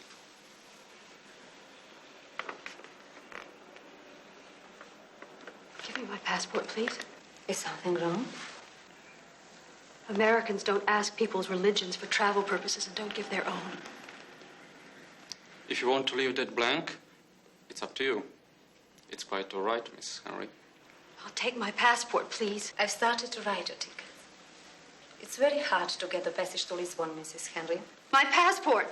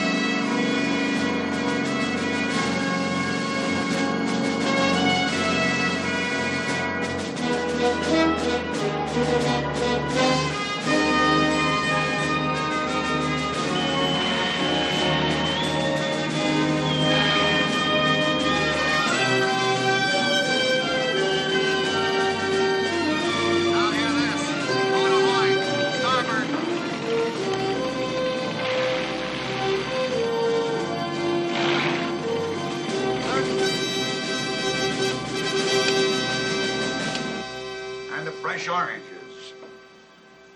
I'm given to understand the president requires fresh squeezed orange juice. Yes, sir. I don't believe the president will be disappointed, sir. Very well.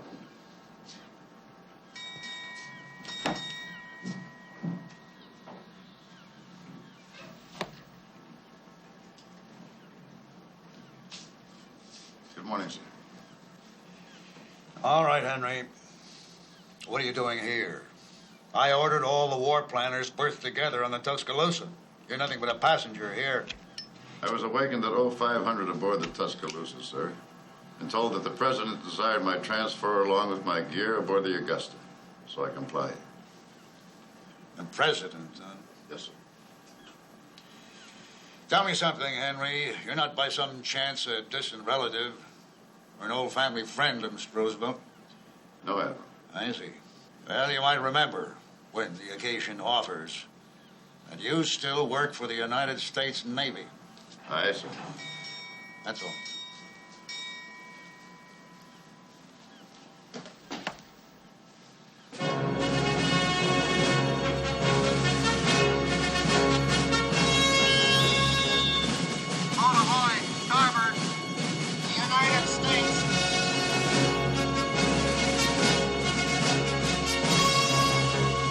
Sure that suit isn't a shade loose, eh, Tom? Just fine, Mr. President. Just fine. Give that holder a bit more tilt. A jaunty angle. I believe that's the way the press describes it. Am I right, gentlemen?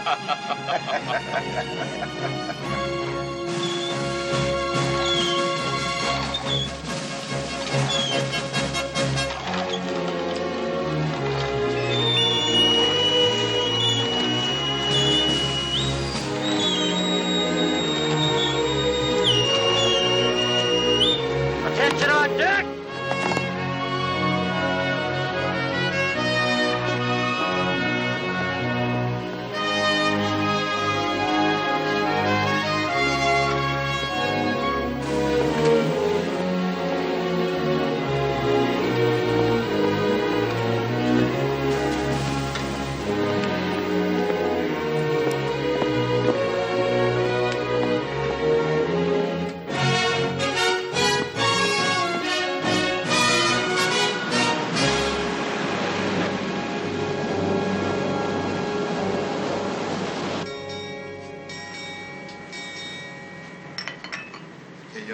Thank you, Marcus.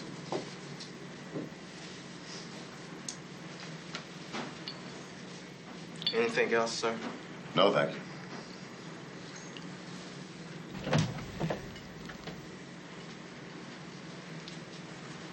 Captain Hammond?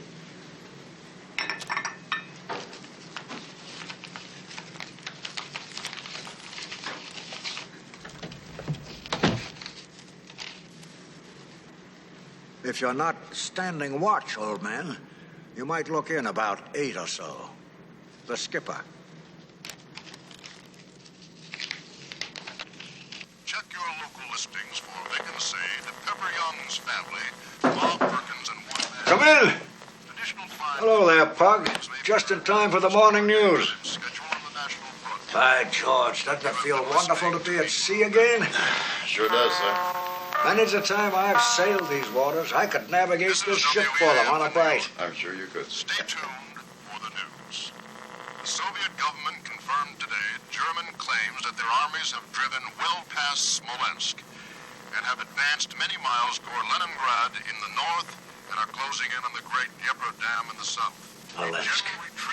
The last great bastion before Moscow. The whereabouts of the president are no longer secret. He is on holiday aboard the presidential yacht Potomac. At 7 o'clock last evening, reporters spotted him on the afterdeck as the yacht passed through the Cape Cod Canal. And here I was on the high seas. How do you suppose I worked that one, Pug? I don't know, sir. How did you? Tom Wilson, that's the yacht engineer, is a big fella.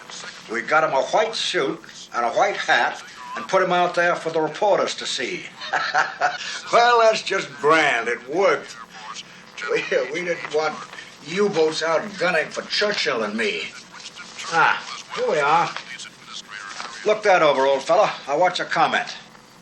In Geneva, the World Zionist Organization has announced that large-scale secret massacres of Jews are taking place behind the German lines in the Soviet Union. The German government, calling these allegations preposterous lies, has accused the Zionists of deliberately spreading Allied atrocity propaganda. The Red Cross is free to enter the occupation zone at any time, the German Foreign Ministry declared, to verify the facts, and has offered... There's another lie. Those Nazis are the most outrageous liars, really. The Red Cross can't get in there at all. I think, and I certainly hope, those stories are terribly exaggerated. Our intelligence says they are. Still, where there's smoke...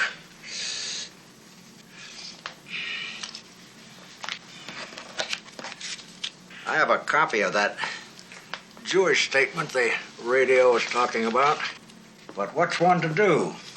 We've tried to get around the immigration law. We've had some success. But when I've got a Congress ready to disband the Army, can you imagine my going to them with a bill to admit more Jews?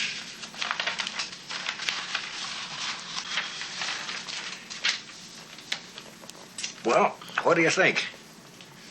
This is something for my chief, Mr. President. Pug, you've got a feeling for facts, and when you talk, I understand you.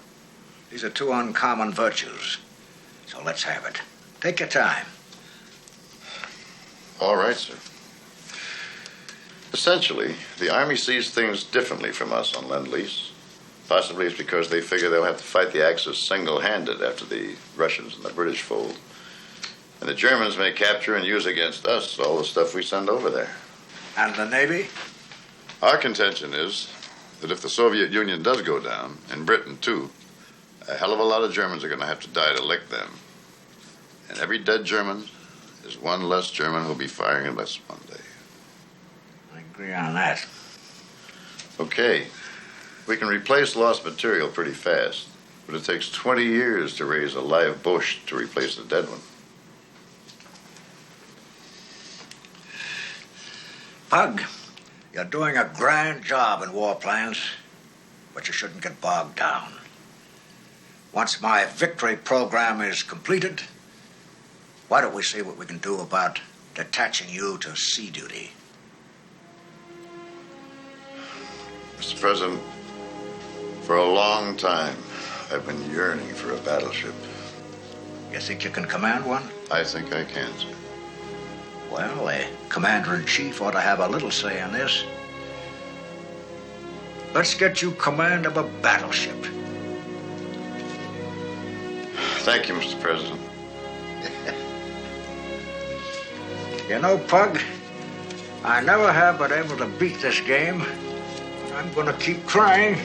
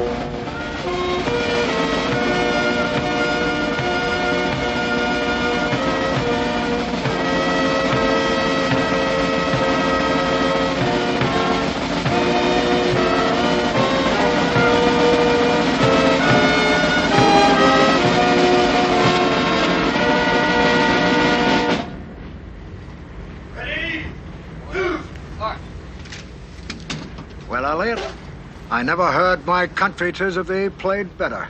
Carry on. Now hear this. The smoke Henry. lamp is lit. Yes, sir. Take my barge and go over to the Prince of Wales and put yourself at Mr. Harry Hopkins' service.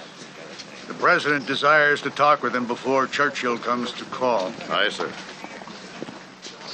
He looks pretty good after her brawl with the Bismarck. Yes, sir. Expedite. Aye, sir.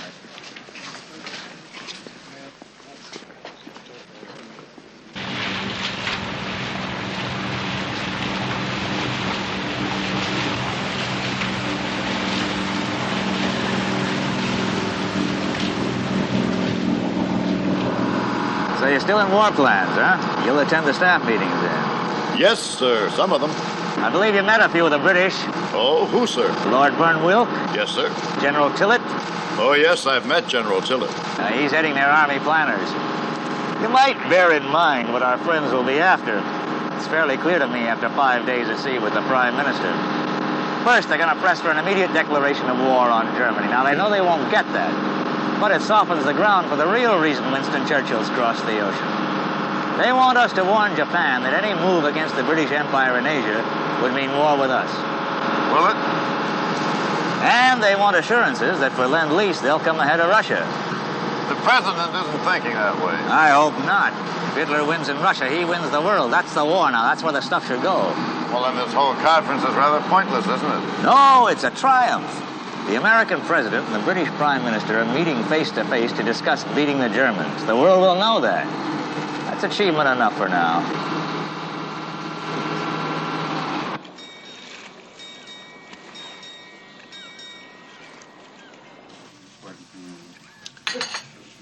Well, gentlemen, shall we continue this at the morning session? Admiral Turner, one last word.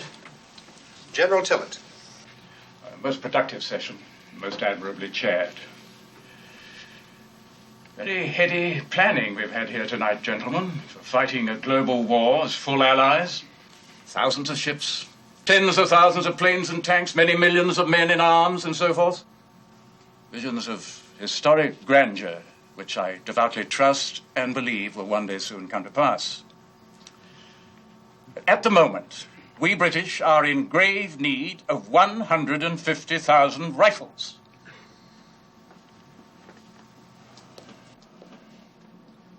Lord Burnwell. The Germans captured Crete, you see. A large, well-garrisoned island entirely with airborne troops. We can no longer exclude such an attempt on England. And we must arm against that possibility. May we then tell the Prime Minister tonight, Admiral Turner, that those rifles will be forthcoming immediately from the arsenal of democracy?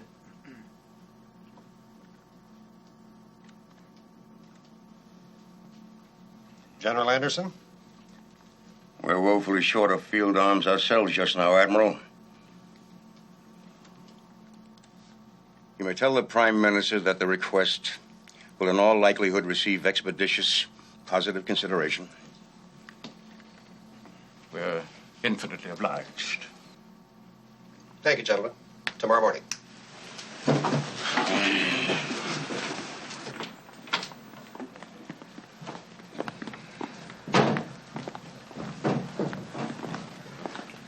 Expeditious, positive consideration. Means yes.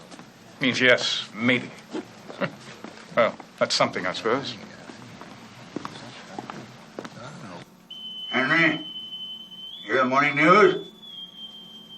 Congress renewing a draft by one vote. I heard it, sir. By one vote. We've still got an army. And the Germans and the Japanese out to loot the damn planet. By one vote. So, now we've got to get over to the church services of the Prince of Wales. I'll make this short. Your record has been checked. It seems to me that you claim poor to fair knowledge of Russian. Now, how's that? It's very unusual. I put that down when I first entered the academy, sir, in 1911. I was raised in a part of California that had a lot of Russian immigrants. I see. That was there in the record. Anyway, Hopkins brought up your name and it's already been decided. I suppose you could take a crash refresher course. Military supply mission is being sent to the Soviet Union in September. If Russia is still in the war, that is. You're to go along as the naval advisor. That understood? Yes, sir. Question? Well, only that the president may have something else in mind for me, sir. Well, when Hopkins brought up your name, the president approved heartily. Yes, sir. All right. Let's get on to the church parade.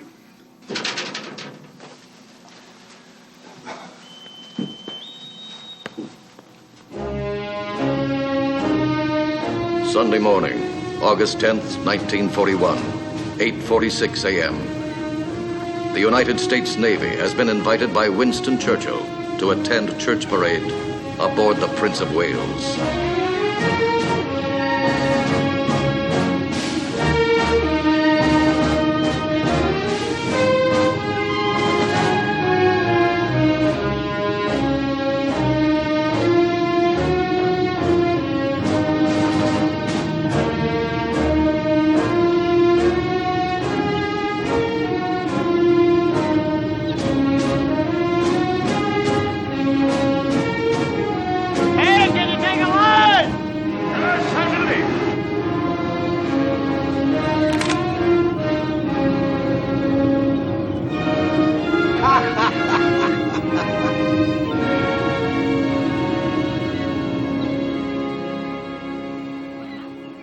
Franklin Roosevelt will lead the American contingent.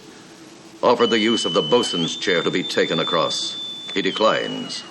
He insists that the President of the United States will not be carried to this historic meeting. He will join the British Prime Minister aboard the deck of the great battle wagon, but he will do it with dignity. He will walk.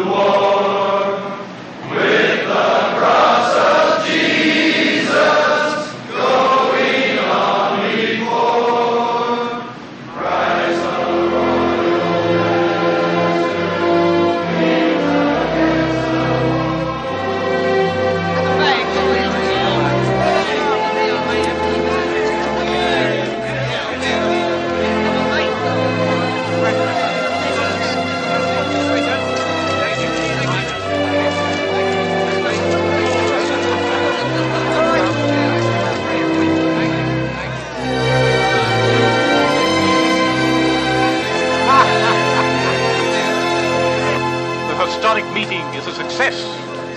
We've got the 150,000 rifles. You have a tough president. Tough times. Look at them. You'd think they've agreed on almost everything, instead of almost nothing. Alas, those that have the experience lack the power. Those that have the power lack the experience. That can happen at the changing of the guard. Changing of the guard?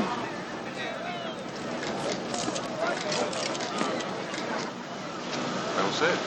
Very well said. Gentlemen, time to get back to the war.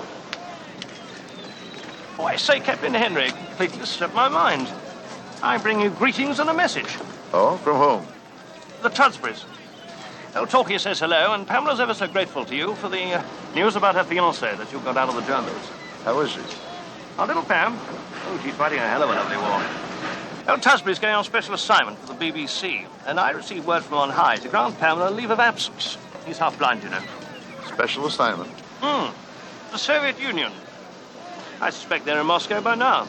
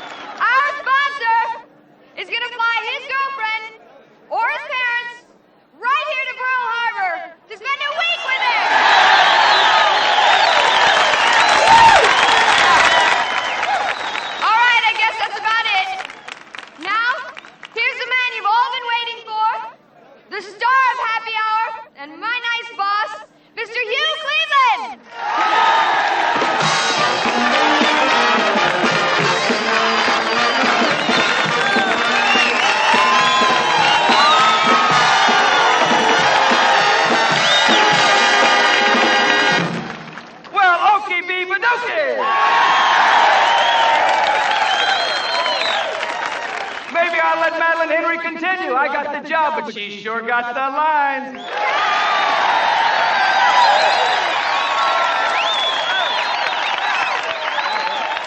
I better introduce her brothers so you can see how big and strong they are. Our naval aviator is Lieutenant Warren Henry of the Enterprise.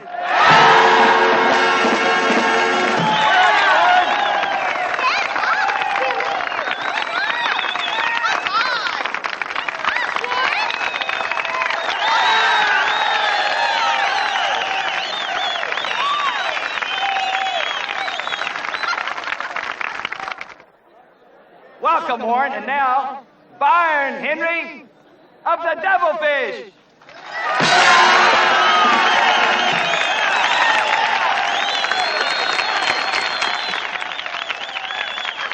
Howdy, Byron, and their father is a battleship man, folks, so the family's pretty well got the sea covered. Listen, folks, and one reason our country remains strong and safe is that we have plenty of Henry family!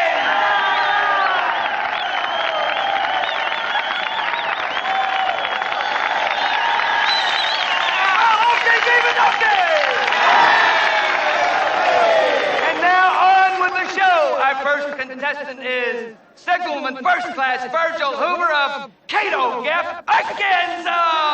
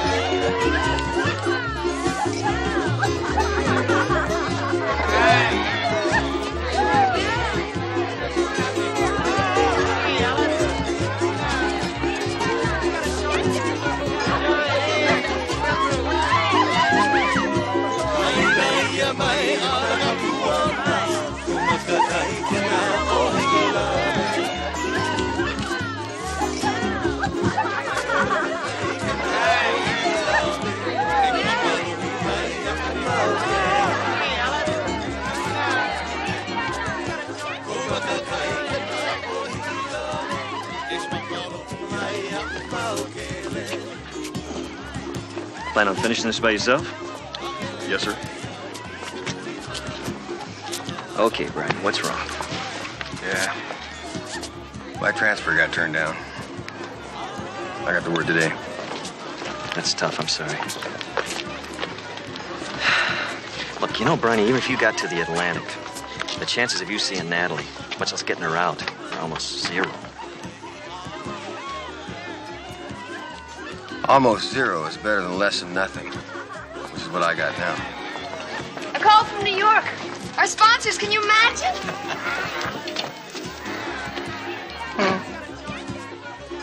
You know, I don't like that guy. This time my kid had his bottle. You want me to feed him? Are you kidding me? You like babies? I like this baby.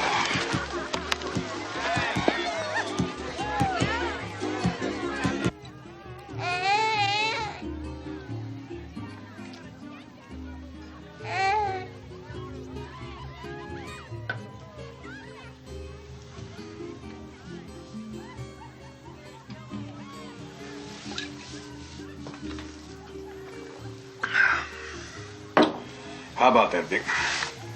Both of us empty at the same time. Yes, I know. Yes, I know.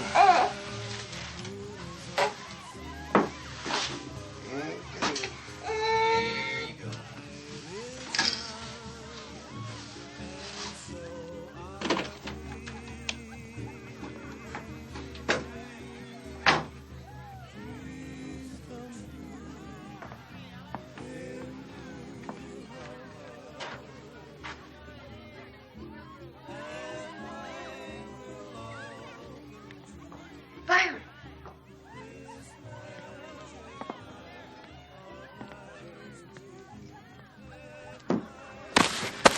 Now, hold on a minute, buddy. No, wait a minute, Byron. It's not like you think. You don't understand.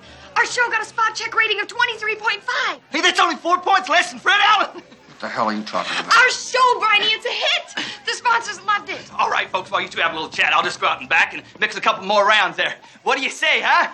Okay, B-Badookie.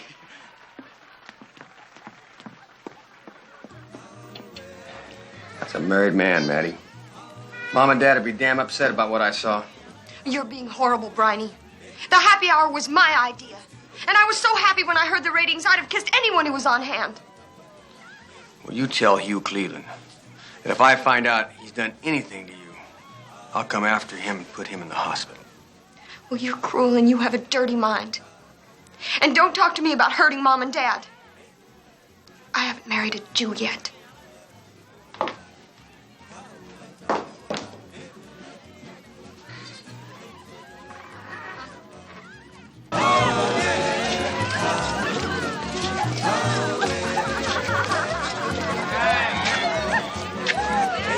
Hey, Maddie, where's Byron?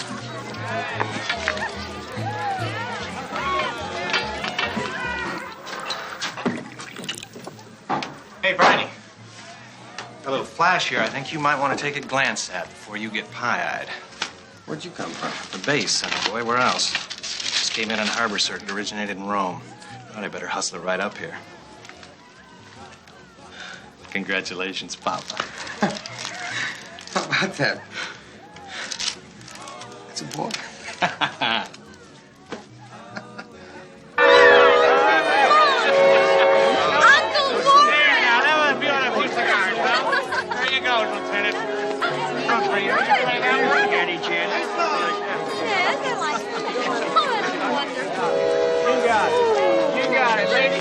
Bronny, forgive me for that awful thing I said. You know I didn't mean it. I love you and I adore Natalie. And I'm really happy about the baby. Oh, I'm sorry. We interrupt this program for a special news bulletin. Berlin. German Supreme Headquarters announces the capture of Kiev and claims the greatest victory in the war. According to German sources, 4 entire Russian armies, numbering almost 1 million men, have been surrounded and cut to pieces. Radio Berlin proclaimed at midnight, quote, "The Soviet Union no longer has a military capability, and the fall of Moscow is now in sight."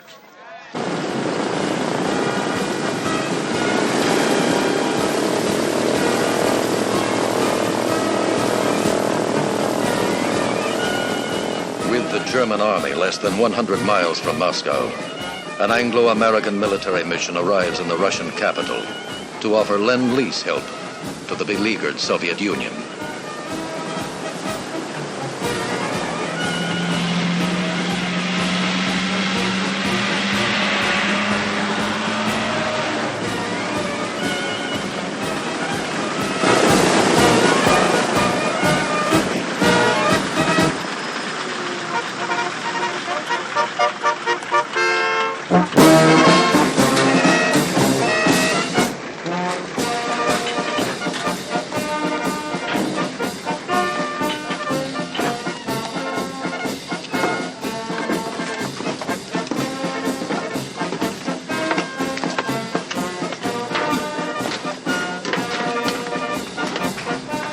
This is a surprise.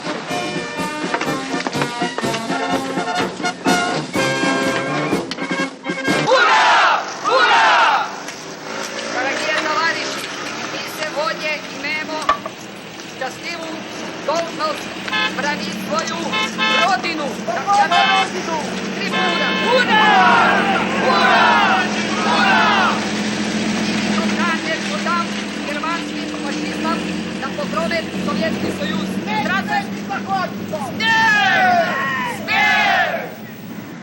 Still in Italy? And pregnant too. That's right. God. But I personally arranged for both her and Jasper to leave way back in June. Their ship never left. The Rome embassy is still working on ways to try to get them out. Well, what exactly is your assignment here in Moscow? Advisory. Although Harry Hopkins has asked me to try to make my way to the front and write a report to the president if I can wangle it. Well, forget it. The Germans are getting closer by the day. Russians will never grant you permission. Well, according to what we heard in London the day before yesterday, the Russians are throwing them back on all fronts. Nonsense. All we're getting here is, unless the West mounts a second front in Europe now, war's lost. Alistair Tudsbury broadcasting. Tudsbury. Tudsbury's the best propagandist the Soviets have got. You know the Tudsburys, don't you? Sure. Pamela's at my apartment right now, cooking dinner. Your apartment? She's an old friend from my Paris days. Don't get any ideas, Captain. She's being true blue to that RAF fiancé of hers that Jerry's have got. And that, Captain, is the story of my life.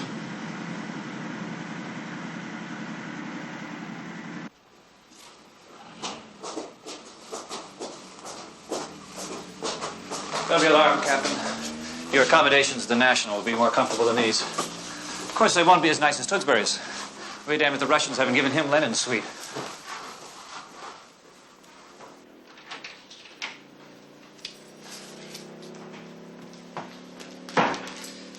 Bit of a surprise. Punk Henry, by Jove. You've come with a hell of a mission, haven't you? Конечно. Почему нет? Bless my soul, this confounded Superman talks Russian. And that just about exhausts my vocabulary. Victor. Victor.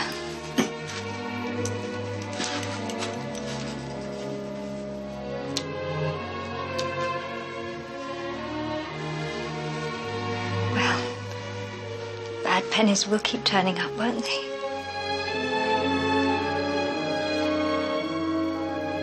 Well, Victor, I certainly hope you'll be joining us for dinner.